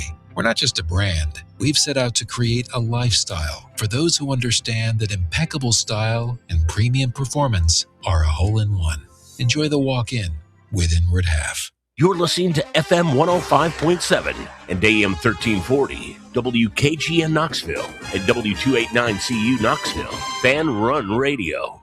You know how East Tennessee takes its barbecue seriously. Well, TMG Fest is about to take it to the next level. Saturday, May 23rd, Hardin Valley Event Center. Doors open at 2 and the event runs till 9. A live fire barbecue competition and full-blown festival all wrapped into one. 15 pitmasters from all around the country. Teams coming in from Texas, the Carolinas, California, and of course from Knoxville to square off in a legit smoke-off competition. And the cool part, you're not just watching, you get to walk around, taste what they're cooking, and help decide who wins. It's a real crowd judging situation, and that's just the competition side of things. There's also a live fire cooking demonstration happening throughout the day. Learn techniques, how they manage your fire, how they work with different cuts, different wood, different pit styles. If you're someone that loves cooking outdoors or wants to get better at it, this is a great opportunity to learn up close and personal from the experts. And it's all wrapped in a real festival atmosphere, live music, lawn games, food vendors, and the block party energy just makes for a great day, rain or shine, from 2 to 9. Kids 12 and under get in free, so bring the family. Tickets on sale now at tmgfest.com. That's tmgfest.com. TMG Fest, Saturday, May 23rd, Hardin Valley Event Center. This one's going to be fun. tmgfest.com. It's time for The Drive's Top 5 at 5. Quitting time on your Thursday, 5 o'clock here on Fan Run Radio. I'm Russell Smith. Thanks for tuning into our show. We begin our third and final hour, as always, with the Top 5 at 5. A look at the news from the world of sports. Walker Smith, what you got? Thank you, Russ. At number 1, Tennessee baseball begins its final regular season series tonight on the road against Oklahoma in Oklahoma City. First pitch for Game 1 is at 7:30 p.m. and is showing on SEC Network Plus. Tegan Coons will start on the mound for the Vols against the Sooners lefty Cameron Johnson. Looking forward to watching some baseball tonight. My Bravos going for the sweep. Yep. Against the Cubs. Appreciate that. Big Orange taking on Oklahoma. It is a big game tonight. And this feels, okay, when Ryan Shumpert, who's as curmudgeonly as they come, he has predicted the Vols win this series. It's a big moment, man. Really? Got some momentum. Let's do it. I'm taking a one game at a time approach because every time I get ahead of myself thinking about series win or even a series sweep, we always lay an egg in Game 1. I was looking at this because they're about 10 spots ahead of us in the RPI rankings, even though our records are very similar. But I guess their strength of schedule is what trumps ours. And ours wasn't horrible, but theirs is pretty solid all year long. But again, they've got some Kentucky vibes, not necessarily the hijinks in the dugout, but they run a lot, don't hit that much for power. Got to keep them off base. Yep. Mm-hmm. At number 2, VCU transfer forward Christian Furman has committed to Tennessee. 6'10", 225-pound forward appeared in just 4 games this season due to taking a leave of absence during the season. The signing officially fills all the roster spots on the 26-27 roster for Rick Barnes. And so it is complete. What some are calling the most talented roster in Tennessee basketball history has been assembled. The schedule will be released shortly. And now it's just about, can Rick Barnes cook the ingredient? The ingredients are there. We've got all the different pieces to the puzzle out on the table as I mix my metaphors, and now it's time to cook the meal and put the puzzle together. Next stop, Detroit. Is that the Final Four? Yep. Ford Field? I would assume so, yeah. Because we don't play these in basketball arenas anymore. No. Was the Palace at Auburn Hills still there? No, it's Little Caesars Arena. That's right. Auburn Hills. Which makes me feel old because I remember when they built the Palace in the early 90s because the Pistons played in the Silverdome, the Pontiac Silverdome. That place was huge. Yeah, back in the 80s. And then nobody has any cool names anymore. Yeah, they moved to the Palace, which was – and they've already torn that down. Palace in Auburn Hills, the Omni, the Spectrum. What were some of the other old great names? Most notable thing at the Palace? The Malice. The Forum. The Malice at the Forum, yeah. Fabulous Forum. They still do concerts at the Forum. Mm-hmm. I got to see the Lake Show in the Forum. Oh yeah, cool. Yeah. When? Still show like what era? That was Kobe Shaq. It was mid 90s, like 93, 94, right before I moved out this way. So right at the tail end. So you saw like the Vlade Divac era. Yeah, they were not that great. And then I got to see him at the time it was Staples Center, but I was fortunate. Had a friend who had we were second row. It was with Kobe on the floor. Yeah. It was a playoff game against the Thunder. So you were seeing like Durant and Harden and Jeff Green. You were on second row with Kobe Bean Bryant. Yeah, and I was just struck by how big all those dudes were, all of them. I saw Showtime in the Omni against Dominique Kevin Willis. Yep. Yeah. About 9 or 10 years old. Yeah, man. Magic, Kareem, Worthy, all of them. Kareem he was a gray hair by then, wasn't he? He had no hair. He's already bald. Yep.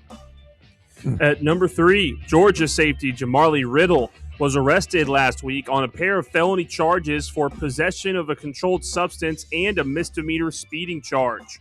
Riddle, who transferred to Georgia after playing his first 2 seasons at Eastern Carolina, is charged with purchase, possession, manufacture, distribution of or sale of marijuana. and sale of a Schedule 1 or 2 controlled substance. I'm not a grass expert. He was reportedly weaving in and out of traffic at 95 miles an hour when he was pulled over. So he's doing the triple-digit speeding thing with drugs in the car? With enough drugs to sell in the car? Apparently. I mean, any drugs in the car. God, man. What's happening to the youth of today? They just seem to be unable. Are we going to have to reopen the drives counseling for athletes, what not to do? How would you go about selling drugs, Bear? I wouldn't. No, I'll tell you what I wouldn't do would be to speed while I have them in a car. What if you were trying to get to a deal? Yeah, what if you're running late? You just run late. You don't speed. I mean, it's kind of like this radio stuff. When you Gotta say be on meet, time. you got to meet the man at 8 p.m. 8 p.m. is not a suggestion. No. You leave earlier. You account for time. I don't know. I'm sure Kirby Smart will do the right thing here and come down hard on the young man. I mean, you don't drive at 88 miles an hour. You're going to really lay down the law this time if you're Kirby Smart, right? I mean, you got to send a message that this kind of behavior won't be tolerated. Did it say what kind of car? I'm sorry if I missed it. Did they say what type of vehicle he was in? No, not that I saw in the article, or I just I imagine it's probably flashy. I think it was a type of muscle car. Hellcat? I mean, at this point, the only explanation is if you're a citizen of Athens, Georgia, you have to understand that the most powerful man in that city, which is the football coach, with all due respect to the mayor, the sheriff, whoever else they got down there, doesn't care. Doesn't care that the young men placed under his charge are a menace to society and are eventually going to kill somebody. They already killed one person, two people. Yeah, two people died, the football player and then the and that was 5 years ago, and this behavior persists. So the only logical explanation is that Kirby Smart doesn't care. He's going to risk the lives of the people in your community, and you're just going to have to deal with it because that's the price you pay for a championship caliber football program, which sadly, I would say most Georgia fans are probably okay with. And probably, if we're being honest, most Tennessee fans would make that trade as well. Hey, I have a 0.0001% chance of dying today at the hands of a football player who's speeding around recklessly with illegal street drugs in his car. I'll take that chance if I get to hoist the crystal ball once every 3 or 4 years. I know it's actually not the crystal ball anymore, but you get the point. Should be. Kirby Smart doesn't care. No. I need to find the actual number of how many charges this is now, just speeding alone. It's insane number. It's in the high 20s because it kind of quieted down. At one point, it was at 26. Oh, it's so crazy. It's so funny. At number 4, there's lots of action on a moving day Thursday in the MLB. The Reds smoked the Nationals 15-1. The Mets beat the Tigers 9-4, and the Brewers beat the Padres 7-1. Currently, the Mariners are beating the Astros 8-3, and the Cardinals are up on the Athletics 3-2. Later tonight, the Braves wrap up a series at the Cubs, and the Giants finish their series at the Dodgers. The Braves are so much fun to watch, right? I mean, it's not boring, but it is predictable. I don't know if anybody watched their game last night, but it's a tied game with the Cubs pitching duel 1-1 in the bottom of the 8th. And here we go. Get into the bullpen. Shote was awesome. Kind of craps out with a walk. You get into the bullpen, hit, and you can see it. You can feel it coming. Yeah, we're going to put a pinch hitter in. He's going to hit a double in the gap. And then the next guy's going to hit a 3-run homer. It's just what we do. Like, to have that level of confidence, the only thing I could compare it to is when Tony Vitello really had it rolling here, when you just expected in that 2024 College World Series, Blake Burke is going to get on base here. He's going to get a hit. Yes, Dylan Dreiling is going to deliver in the clutch. It's so fun watching your baseball team when it's going like that. It's fun. We'll say pump the brakes a little bit. Oh, there's a long way to go. if I were a betting man, I probably would not bet on the Braves winning the World Series. But like I told, I was texting with Brad in Nashville earlier today, a good Braves fan, and just got to enjoy the ride, man. That is the best part about it. Don't worry about October in May. No, just enjoy May. Just enjoy watching the games. Enjoy watching the games. And at number 5, a fugitive from Detroit recently arrested for killing his punk rock singer roommate back in 1993 has been described in the news reports as a ghost because he was able to elude the authorities for more than 30 years. Now the 56-year-old murder suspect is back in Detroit and awaiting a court hearing after being apprehended. He used several aliases over the years, but with the use of state-of-the-art investigation resources and techniques, the marshals and members of their Detroit Fugitive Apprehension Task Force picked up the man's trail and tracked him to Panama City, Panama. And with the help of Panamanian authorities, they descended on a dog park in that city and captured the man without incident. I don't even remember this. Did you know that the Panama Canal was almost the Nicaragua Canal? I didn't know that. It was a big debate around the turn of the century. Yeah. How many people died building that thing? It's a lot of people, but we had to basically engineer a coup because Colombia controlled Panama, and they were basically extorting us. And so we set up the Panamanians with a revolutionary coup and moved in and built our canal. We did a lot of that. Wasn't the first time, wasn't the last time, buddy. Pretty good at that. Yep. Panamanians came out better for it. Yeah, until U.S. Army showed up and started blasting Guns N' Roses at that Noriega guy. Do you remember that? Yeah, Manuel Noriega. Strong man. We set him up too, and we took him down. Do they ever describe people as strong men anymore? It used to be a thing. Manuel Noriega, Panamanian strongman and president. Was Hugo Chavez? Was he a strong man? Yeah, he's considered a strong man. What about Saddam? Was he a strong man? No, he's different. Who's the scariest dictator in the world right now? In the world right now? I mean, it depends. You talking about for their own population? That I don't know. Crazy fat SOB over there in North Korea is scary as hell. Oh, yeah. I always forget about him. He fed his uncle to like a pack of German Shepherds they hadn't fed in like a month or something crazy. Didn't he name his daughter his successor? I think so. You can do that when you're a dictator.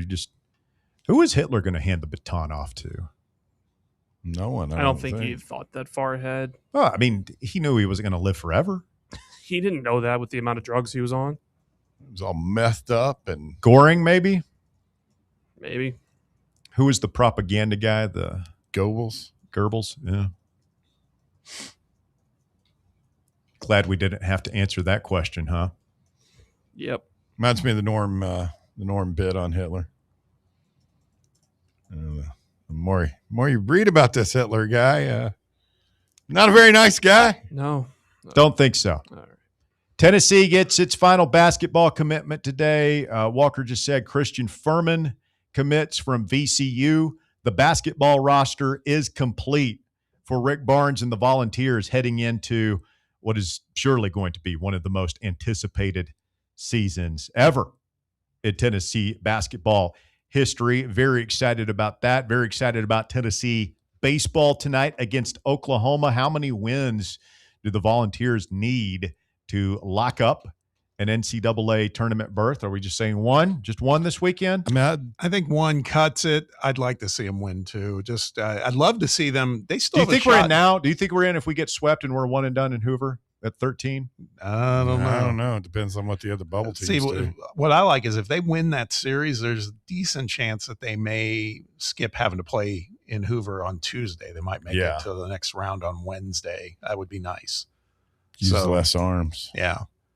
I think it'd have to be a total system failure for us to not make the tournament, but I think there's some things to still gain right now. I just don't think we're long for, I think in the same way that Russ, you said it would be easier for us to win a super rather than the regional. I think that the SEC tournament and, quite frankly, the World Series would prove hard for this team because we seem to be challenged for. If we can somehow get to a super regional, I think we're going to Omaha. I don't think we have the pitching depth to do much damage when we get there, but that would be an insane accomplishment for Josh Elander in year one. But if we get to a super regional with Coons and Blanco, and we'll see what happens with Mac, but all you got to do is win 2 super regional games. Just go all out first 2 games. So you got to win 3 in a regional, but just 2 in a super. So I think that if we can somehow piece that together and get to a super regional, I think we're going to Omaha. That Shumpert's bold prediction is we win this series this weekend. My bold prediction is if we get to a super regional, we go to Omaha. Mark it down. You heard it here first. All right. Joshy Boy is next. Go ahead, Joshy Boy. So that's your bold prediction. If we get to super regional, we're going to Omaha for us. You heard. Let's go. Let's go. You want to go back to Omaha, Joshy Boy? Yes, I do. You'll see Josh Elander and the boys in Nebraska? Yes. Yep. Let's do it. What are they? Charles Schwab Field? The Chuck. We're going back to the Chuck, Joshy Boy. How about that? And then where will all you haters be? Yes. Russ, so you haven't even placed the World Series bet on the Braves yet to win it all.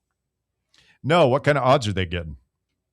I mean, you're not going to get great. They're probably down like at 8 or 7-1 right the now. Best are they the lowest odds to win? No, I think they'd probably be behind. Probably the still Yankees the and Dodgers. Dodgers still. Yeah. Have you put a bet down on it? Yeah. No, but I'm thinking about it whenever I get off the phone. Okay, yeah, you should do it. Yeah. Bet the house. Yeah. Yeah. So who do we think might start game 3 Saturday for the Vols?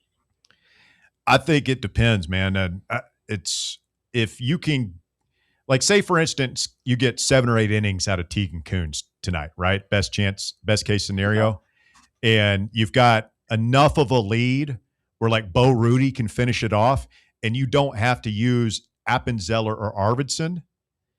Then in that case, I think you're trying to save one of those guys for Saturday, game 3, if possible. And I'll tell now, you what it's kind of a moving scale, right? Because if you're winning game 2, but it's close, you do whatever you have to do to win that game, which is basically what we did last weekend. And if you have to use Arvidsson and Appenzeller in the same game, then by God, you just go ahead and do that and win the series. But like best case scenario is you have another 7 or 8 inning performance by Blanco, and again you can get through without you. Then you can use them both on Saturday. That's really living in your dreams, but I think you're just going to play it by ear. And if you end up having to use both of those decent left-handed arms before game 3, then I think you just throw whatever against the wall like you did last week and hope you have a little bit better result. But just be comfortable with the fact that, hey, man, if you get your brains beat in again and you won 2 games on the road and, locked up your NCAA bid, and it's all good. True. Here's what I was thinking. If you win the first 2, you could go with Tracy as an opening role, then have Appenzeller come out of the bullpen. Yeah.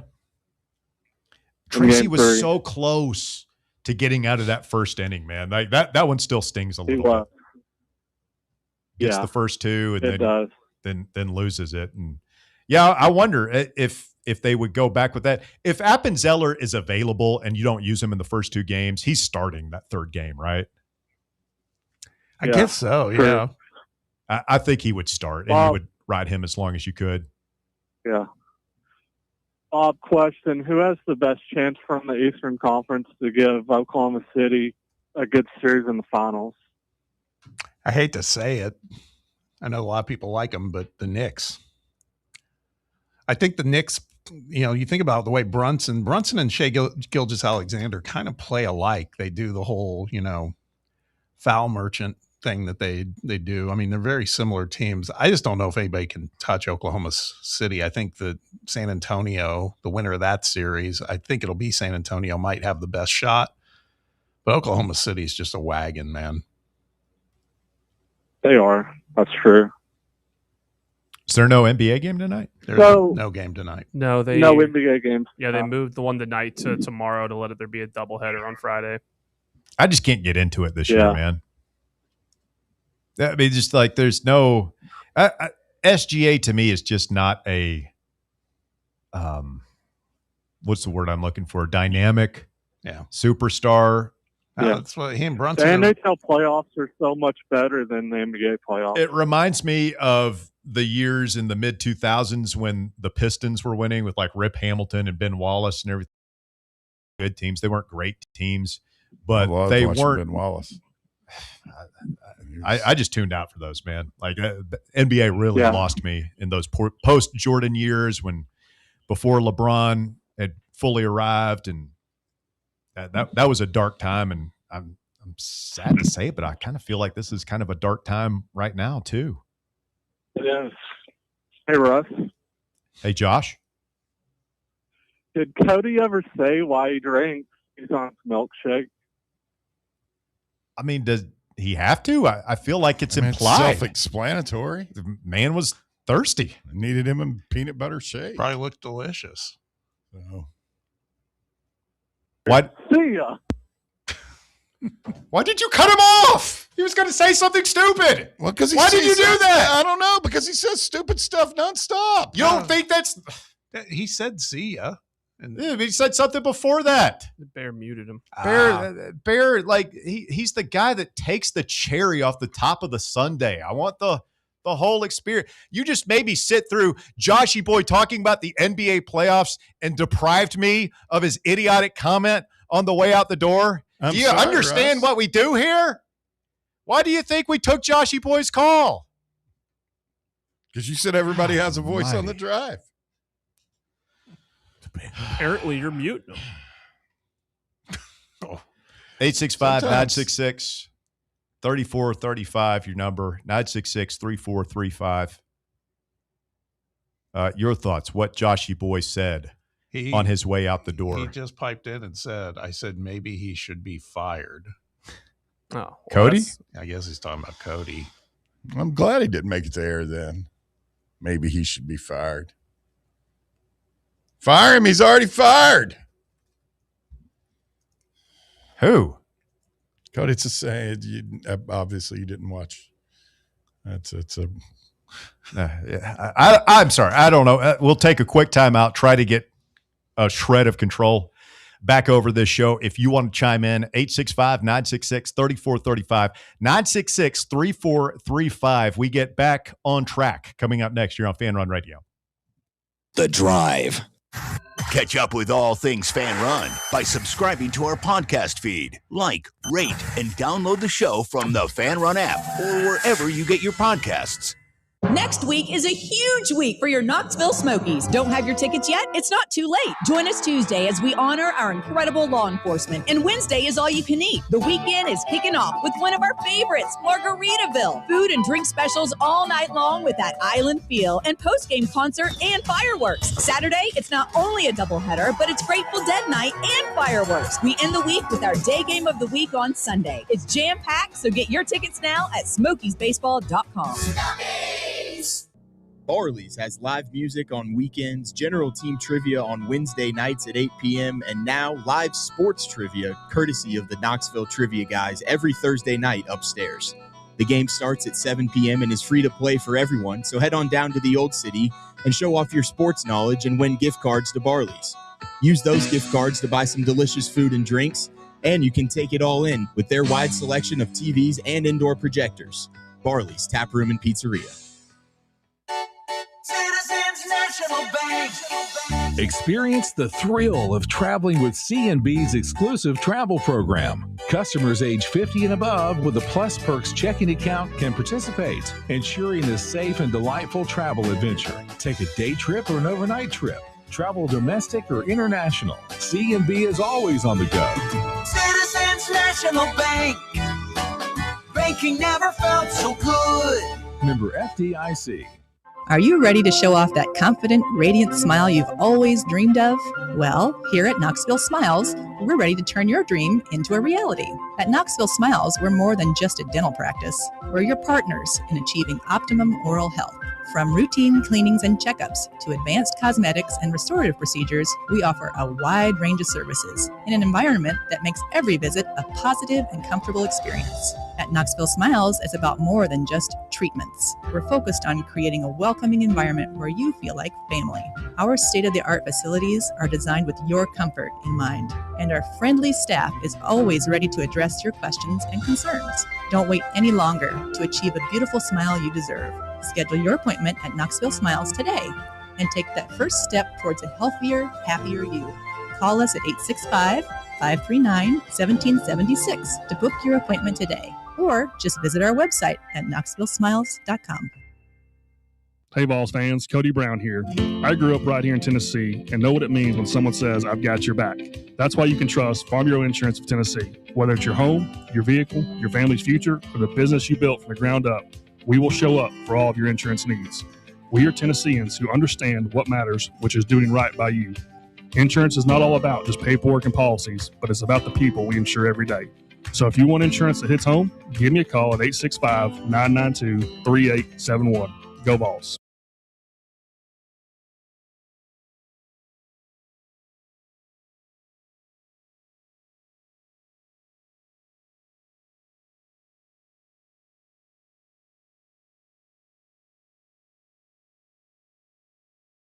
Studios, 865-966-3435, your phone number if you want to get on the show here this evening. NFL schedule release coming up tonight as well. The one thing we did not talk about, the Titans, it's already been announced, will be opening the season at home against the Jets. So Robert Saleh against his former team. Hello, win column. That's kind of a... Yeah, that is true. Yeah, I love it for an opening game. As long as you win, as long as you handle business, that's what you want with your young team, and yes, get a chance to hopefully start the season off with a dub. This our last year in Adelphia? Adelphia? What? Yeah. Hasn't been Adelphia in like It'll always be years. Adelphia to me. You got to take advantage of these easy schedules when you get them. You just saw the Patriots get a super easy schedule to the Super Bowl last year. And when Cam Ward hopefully eventually becomes good and the Titans become good, when you're good, you don't get an easy schedule. So you got to jump on those opportunities when you get them. I mean, who's going to be quarterback for the Jets? Because Fields left. Who did they get? Geno Smith? Did he go It back is there? Geno Smith. The Maybe return. that's right. They had to bring Aaron Rodgers back too. He's gonna be return to the MAC. Just bring all their failed quarterbacks back and let them duke it out. Wow. Just I mean, break a pool Rodgers cue, is- throw it down there, and say whoever comes out of the room alive is my starter. Rodgers was basically taken prisoner by the Steelers contractually. He'll either play for them or he won't play anywhere else. Who is the coach up there now? Aaron Glenn, right? Yeah. Probably a make or break year for him. Is that where he played? Probably more likely to get broke. Yeah. Darren played If for I the had to Jets. guess. Yeah, I remember that right. I think he did play for the Jets, Bear. My favorite Martin.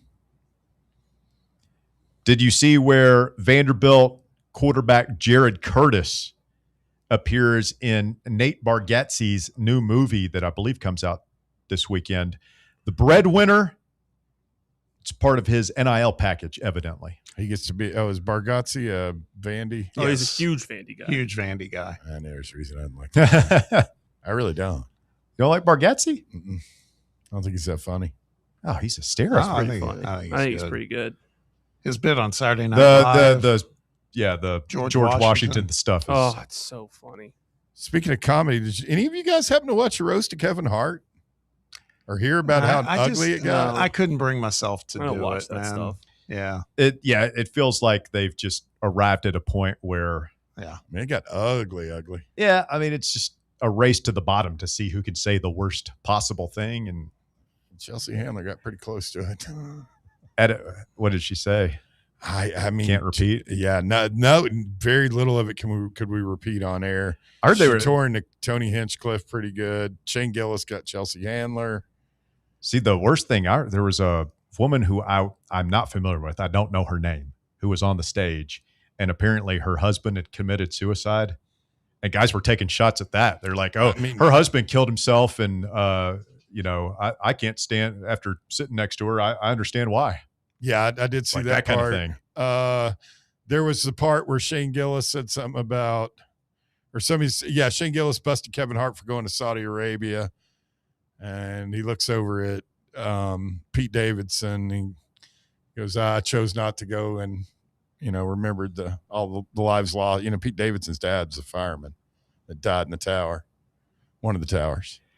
Yeah, I mean, joking about at a certain point, it's like, okay, we get it. You can joke about literally the worst thing that you can think of. Committing suicide. That's fun. Like I'll watch the 1 minute clip, and the dark side of me will have a little chuckle, but I'm not going to sit there and watch 2 hours of that. But yeah, Jared Curtis. I saw where the film guy on Twitter said, "Look, if you're starring in a movie," well, he's not starring, he's got a bit role, right? Yeah. But if you're in a movie before you've done anything on the field, you better be that guy. Oh, absolutely. Are they really just going to roll him out there game one? Are we really going to roll Faison out there? We're basically doing the same thing. That's a good point. Well, we do have another option. We do have another highly touted guy who's been here for a year, and we can get into whether or not that's a good option or not. But I don't know. I mean, surely Vanderbilt does have another option, but I doubt that it's somebody who is as highly touted coming into college as George McIntyre was. No, and probably don't, the ceiling. I don't know what the ceiling floor situation is with their backup, but it looks like it. You didn't pay him all this money and kid being in a movie not to start him. I mean, I would think. I know this is Vanderbilt, and it's a little bit different, but if any other program, like if I were the coach at South Carolina and I was in a similar situation and I'd signed a hotshot 5-star, I would want to have like a rental quarterback or somebody who's a little bit experienced I don't know. It just, we saw what happened with, I know I keep going back to the Underwood guy at Michigan, but he struggled mightily. I just think going with a true freshman, man, that very, very rarely works. I mean, when's the last time it did work? Who was the last true freshman quarterback? I don't know. I used to have this list. I can't remember if was Jameis a true freshman or was he redshirt freshman when they won a national championship with him in 2014? He would have been a redshirt freshman, surely. I don't think a true freshman's made the national championship game. I mean, maybe I'm wrong. See, surely that's happened before. I mean, it'd have to be. I think it'd be fairly. Manziel was a redshirt freshman. Trevor Lawrence played, but I mean, even Trevor Lawrence, was it Kelly? What was that guy's name? They had an experienced Kelly Bryant. Oh, they had an experienced guy ahead of him, and they didn't start Lawrence until I want to say halfway through that game. Jalen Hurts was very good in 2016, but that was Alabama. That was a lot of, hey, we're snapping the ball to Hurts and letting him run it behind our massive offensive line of 5 stars. And he's also, fast forward however many years it's been since he was down there. How many Super Bowl wins does he have now? Has he got 2? One. He's played in 2 Super Bowls, won one of them. I mean, he's a Super Bowl winning quarterback. Jake Fromm in 2017 at Georgia started very early in the season there. Caleb Williams took over in the middle of the season at Oklahoma in 2021. Bo Nix is probably a good one. He started from day one in the SEC at Auburn in 2019 and won 9 games, which it kind of tracks now with what he's doing. Look back, 9-3 as a freshman at Auburn in the SEC. That's a pretty good start to your career. Did you mention, was Sellers a freshman when he got the starting job? Lenore's? Yeah. I don't know. I'm almost positive he had been there for a year behind whoever was before them, but did he have success? At the beginning, it was a little rough for a game or two, and then it felt like he hit his stride. Didn't we kind of help launch from in 2017, Russ? Yes, but I mean, the Butch Jones die had already been cast at that point. Bina refers to Cape Neeland, the Cape Neeland effect. Yeah, Sellers was a redshirt freshman in 2024 when they went 8-4. He appeared in 3 games, threw 4 passes in 2023. So, I mean, it's not a great formula for success. Vanderbilt is not Alabama. And part of me hopes that they do start Jared Curtis from day one, because I don't think that he'll be successful. And maybe he'll be successful eventually in 2027 and 2028 and on down the road. But I don't see this season going well for them, regardless of how talented a young man Jared Curtis is and regardless of how good his performance was in Nate Bargatze's movie. Let's talk to some random guy. Rando, you're on the drive. It's Fan Run Radio. Gentlemen, good afternoon. Hey, man, how's it going? It's going good. Hey, just to double back on earlier conversation, Five Guys is a really good burger joint that lived up to the hype when I finally got to try it. In-N-Out is like trash. I'm sorry. It was way overhyped. I tried it twice at 2 different locations just because I thought I got like a bad In-N-Out experience the first time, and it wasn't. They're so mid. I don't know why they have that reputation. Maybe they've grown and changed. I'll agree with calling them mid. I'm not going to call them trash. I think that's a step too far. But I would also agree that Five Guys burgers and fries over In-N-Out every day of the week and twice on Sunday. No way. Absolutely. And it's worth the price that you pay. Mm-mm. Worth the price that you pay at Five Guys. I don't know about that. I mean, they do think highly of themselves, but better fries, way better burger. Yeah. Then In-N-Out. You were just saying that In-N-Out wasn't any good. I said it wasn't as I preferred Whataburger's burger, but you like In-N-Out better than Five Guys. Well, yeah, that's crazy. I don't catch the cashier going through my wallet, pulling out all my money. They're way overpriced, and quite frankly, it's too much. I don't like Five Guys. They're not as good as In-N-Out. So when Clark Lee is talking about changing tradition, you think he's really hinting at just getting rid of the championship game? Yeah, I mean, that was the implication. Like if you read Trey's article, which I mean, I'm not as at 16 teams, I'm not as tied to the championship game as I used to be. I mean, it was really cool when we first started doing it with 12 teams. It lost a little bit of its luster when it went to 14. I don't even know who was in it last year off the top of my head. Was it Texas and Georgia? I believe it was a rematch, Texas and Georgia. And I don't remember who won. It's almost become forgettable, so it wouldn't break my heart. I don't think we're losing a key SEC tradition. I mean, it's been going for what? 30 years now. So like that's a long time. Like it was cool for a minute, but I mean, good grief. Missouri was in it. South Carolina was in that thing one year. Like it's not the be all end all tradition of college football. And last point on the way out, because it's been probably 2 weeks since I've called in. Is Bob still whining about his Dodgers taking it on the chin last weekend? Are you okay, Bob? Yeah, I never whined about it, honestly. Okay. It's just the regular season series. So we got a long ways to go, man. Rando, did you hear the end of the show Monday? I did not. Oh, you got to go listen to the podcast. It was great. Some are calling it our Marconi moment when Bob Baskerville led the tomahawk chop live on the air. Nice.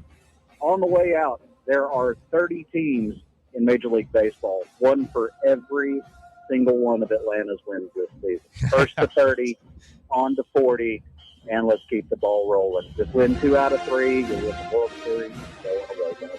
Y'all take care. We'll talk sooner as opposed to later. See you guys. Thank you, Rando. You are the king. Appreciate it. Of the beginning of the baseball season. Is he saying something?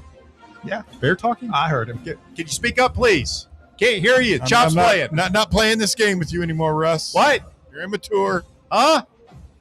Big giant child. Got a You tear saying in the something? bob. On the live chat, Tanner Chop's so Birchfield says that he got a hot dog and a small drink at Five Guys last week, and it was $15+. Yeah, it's Hotway Robert. Yeah. I will give In-N-Out that. My big beef with In-N-Out, Bob, maybe you explain this to me. What do they do to their buns there? They always taste stale. Yeah, I don't know. I haven't had them enough to know. Dry. That. You're going to sit here with a straight face and say that In-N-Out fries are even in the same galaxy as Five Guys? If you sit down at In-N-Out and eat them hot, That's Don't be misled with the crazy fact that take. Five Guys gives you like a gallon of fries. They're delicious.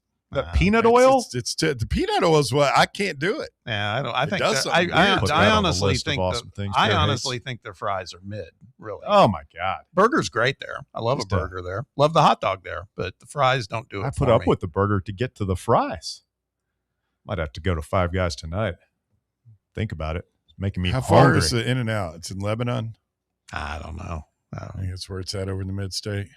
All right, quick timeout. The shocking conclusion of the drive coming up. Speak now, forever hold your peace. 865-966-3435 is your number to get on board. 966-3435. Back to wrap things up after this. The Drive. Tony Basilio, the official voice of the common fan, is now on Fan Run Radio. Fan Run Radio. Tony Basilio, weekdays from 11 to 1. Be there. What kind of day is it? It's a White Claw day. Grab a pack, grab your friends. Everything else in life can wait. Your friends shouldn't. Let's go. White Claw. Grab life by the claw. Please drink responsibly. Hard seltzer with flavors. White Claw Seltzer Works, Chicago, Illinois. Is your yard starting to look more wild than welcoming? Yeah, don't let your landscape be that house on the block. At ECR Total Landscapes, we make sure your outdoor space is something you're proud of. From de-weeding flower beds to leaf blowing, trimming, mulching, and more, completely customizable to your property's specific needs. We'll handle it all. Why spend your weekends sweating it out in the yard when you can just sit back and enjoy it? That's the ECR difference. And right now, new customers can get 10% off your first month of our monthly maintenance package when you sign up for a full calendar year. That's right. Consistent, reliable service at a price that makes it easy to get started. No sweat, no hassle, just a better looking lawn week after week.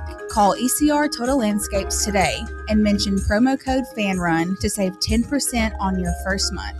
Call 865-384-2012 or visit us online at ecrtotallandscapes.com.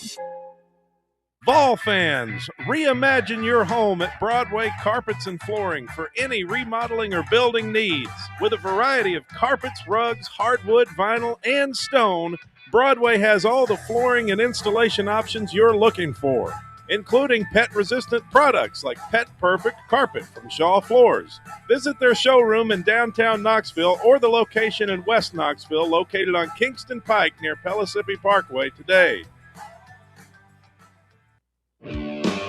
Rickard Ridge Barbecue. It's more than just dinner, it's a destination. Hey, this is Russell Smith, and whenever somebody asks me for a barbecue recommendation, I always tell them to take the quick drive up I-75 and visit Rickard Ridge Barbecue. Rickard Ridge is about a 20-minute drive up I-75 from downtown Knoxville. Just take exit 134 in Caryville, hang a right, and Rickard Ridge is tucked just inside Cove Lake State Park on your left. You can't miss it. Fall off the bone Memphis-style baby back ribs, slow-smoked chicken thighs, fresh, juicy, hand-cut steaks. Rickard Ridge has it all. And this ain't no Yankee chain store fly-by-night operation either. Owner Mark Rickard has spent years honing his smoking skills in Memphis, and his secret recipe and techniques have been driving East Tennessee wild for years. So make time to check him out. Rickard Ridge Barbecue inside Cove Lake State Park and online at rickardridgebbq.com.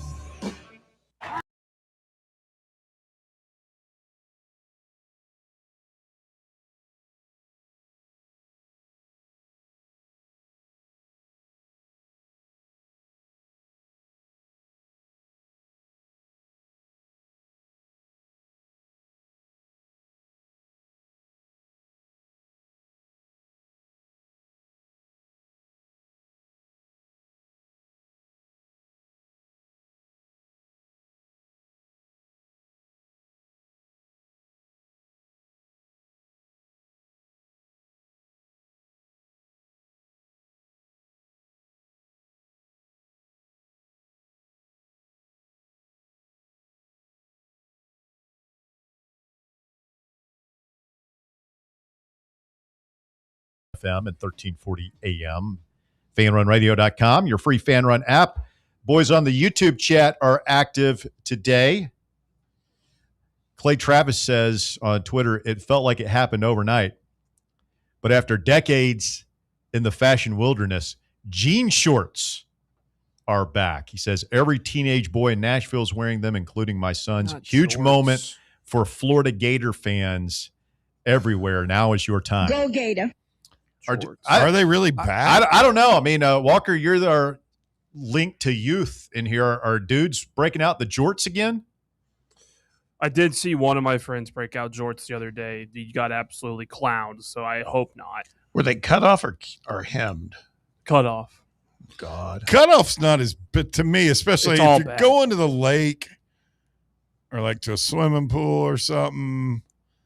I'm not saying it's okay. It's not okay. Bear, you own jorts, don't No, you? I You a absolutely jorts do guy, not. Bear? But Pair you of jorts somewhere. Have you definitely can't. You got a pair of Daisy Dukes? I think you might be a jorts guy. We were talking about Nate Bargatze. You guys need to pull up, if you haven't seen it, the skit they did on Saturday Night Live, the music video. It was called Lake Beach, and it was him and a bunch of the cast, and it's talking about just rednecks and, I mean, talking about jorts, everything else. It's fantastic. It's like a country song, like a bro country song. Got to check it out. Here's the other thing about, blue jean shorts or jorts, as you all are calling them. It's different for girls. I feel like girls can get away with wearing cutoff blue jean shorts. I love cutoff blue jean shorts on girls that can pull it off. My daughter, we're talking about dudes. Yeah, my daughter wears like blue jean shorts, but they're shorter. They're not like pipe long down near your knees. And I had a pair of those back in turn of the century. Big old pair of jorts down to my knees. So hemmed, yeah, Oh, it's yeah. awful, man.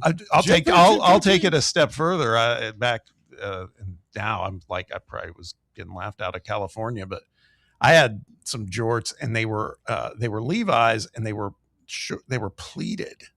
They had one pleat in the front. Good too. God Almighty! Yeah, that was badass back then. Pleated man. jorts. Yes. Pleated jorts. Yeah, don't mess, man. They were back then. What time frame is this? This was 90s. I mean, you're like in your young prime too. It You worked. wore the pleated jort. It worked. Yeah, that's all I'll say. It worked.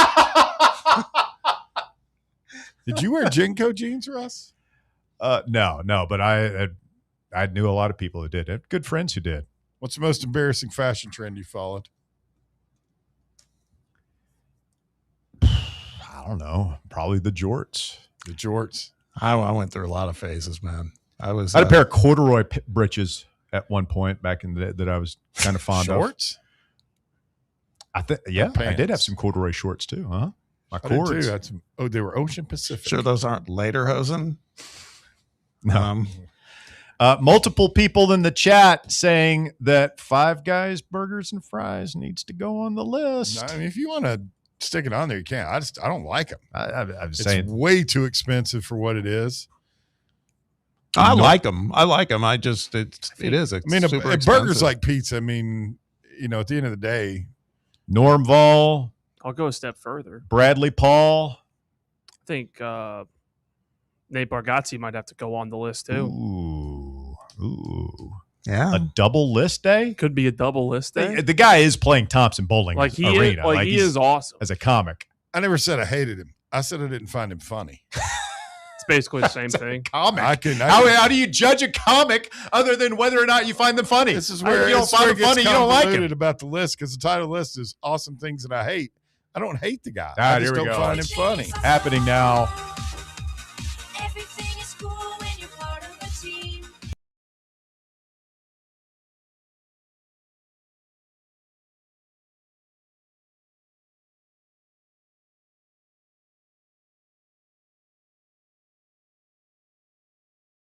News. Olive Garden breadsticks, tiramisu, King's Hawaiian rolls, Halloween, Red Panda, Hoosiers, Hot Tubs, Van Morrison, Cinnamon Toast Crunch, Cruises, Great American Cookie Company, Spaceballs, Huey Lewis and the News, Peter Gabriel, The Color Red, Trail Mix, Magic, Jelly Beans, Ben & Jerry's, Disney World, South Park, Brown Sugar by the Rolling Stones, Money for Nothing by Dire Straits, Strawberries, Pineapple, Jumbotrons, Watermelon, Cinnamon Butter, The Office, People Being Nice, beer, Bowberry biscuits, warm cookies, pork, Tom Brady, Cheez-Its, biscuits and gravy. Receiving gifts / gratitude. Farmers, smart people, road trips, Dr. Pepper, Jesse Spano, sweet tea, proud to be an American by Lee Greenwood. Garbage song. Strawberry jam, the Wonder Years, Dunkin' Donuts, the Jello Shot Challenge, water rides, Christmas lights, amusement parks, Cinco de Mayo, Hulk Hogan, dog piles, bat flips, drinking from the Stanley Cup, UT's orange on orange uniforms, vests, the 2025 Indiana football team, Phil Collins, Five Guys Burgers and Fries, Nate Bargatze, and the list of awesome things Bear hates. There's two things that need to come off there. Cinco de Mayo is number one. And number two, oh God, what was the other one? I don't know how it got put on there. And there's several that are not. Everything on this list got put on there because you said you hate them. And there's just stuff on there that's just obvious, patently not awesome. There's some stuff that's never coming off. I just sent you all the Lake Beach video. Yeah. Make sure you watch that after the show. Must see. I got to say. I just said I didn't find the guy funny. Kind of like I don't find this segment funny. It's getting hard to get through the list. We could spend a whole afternoon going through this list one day in June or July. There's legitimate reasons for all of it. And a lot of that stuff on there, it's not like strawberry jam. That's what it was. Strawberry jam, Russell. I never said I hated strawberry jam. I prefer apple jelly or grape jelly first. But if all that's in the fridge is strawberry jam and I'm making myself a peanut butter and jelly sandwich, I'm putting strawberry jam on that bad boy. How prevalent is apple jelly, by the way? Like apple jelly? Yeah. Never seen apple I don't think jelly. No, it's prevalent. It's everywhere. It's next time you go to the store, it's over there with the grape and all the rest. You can look down there and see it. So like on the bottom shelf where you can't really see it. I can't turn around without seeing it anymore, man. I mean, it is prevalent. Rampant, some might say. I'll go to the damn grocery store after we get out of here, and several if I have to prove you mouth breathers wrong. Oh, come on. Philistines. Mouth breathers. You've heard me. I didn't stutter. I don't hate half the stuff on that list. I can't say anything remotely negative about anything without that's why the list has always been a joke to me, and I hate it because it's completely false for most of them. It's pretty mild as far as a post list reading come apart for Bear. It's usually I just want it noted that Grifton huckster Lee Greenwood also wrote a song called "I'm Proud to Be a Canadian." He's a huckster. And I'll never back off of saying it. The only time we pull that thing out and play it is we want to make ourselves feel better about what, Russ? Hey, going out and killing about 1 million brown people. Take it easy, George Scott. Here's my question for you. My wife, Mrs. B, just said, are you sure you're not talking about apple butter instead of apple jelly? No, there's something called apple jelly. You can look it up. Got hooked on it when I was a kid. And then she said you hate lists, so add that to the list. It's true. He hates lists? Yeah. Does hate the list, which the list is the list. objectively awesome. No, the list is the last thing on there. It's tradition. The list of awesome things Bear hates is always the last thing on the list of awesome things Bear hates. I just figured that was like a sign. It's very meta. Yeah. A little redundant. I don't know, man. I think you might be thinking apple butter. And Cinco de Mayo just needs to come off. No, I know what apple butter is. I love it. My grandma used to make it. What's your position on jelly on a sausage biscuit? Disgusting. Nope. About mustard. Nope. A little bit of Nope. mustard. Mustard. You need to watch Sling Blade. All right, coming up tomorrow, it'll be a Freedom Friday here on The Drive. All the latest on Tennessee baseball tonight and what's shaping up to be a big weekend here in East Tennessee for a variety of reasons. Until then, I'm Russell Smith for Bear and Bob and Walker Smith. This has been The Drive. Have a great evening.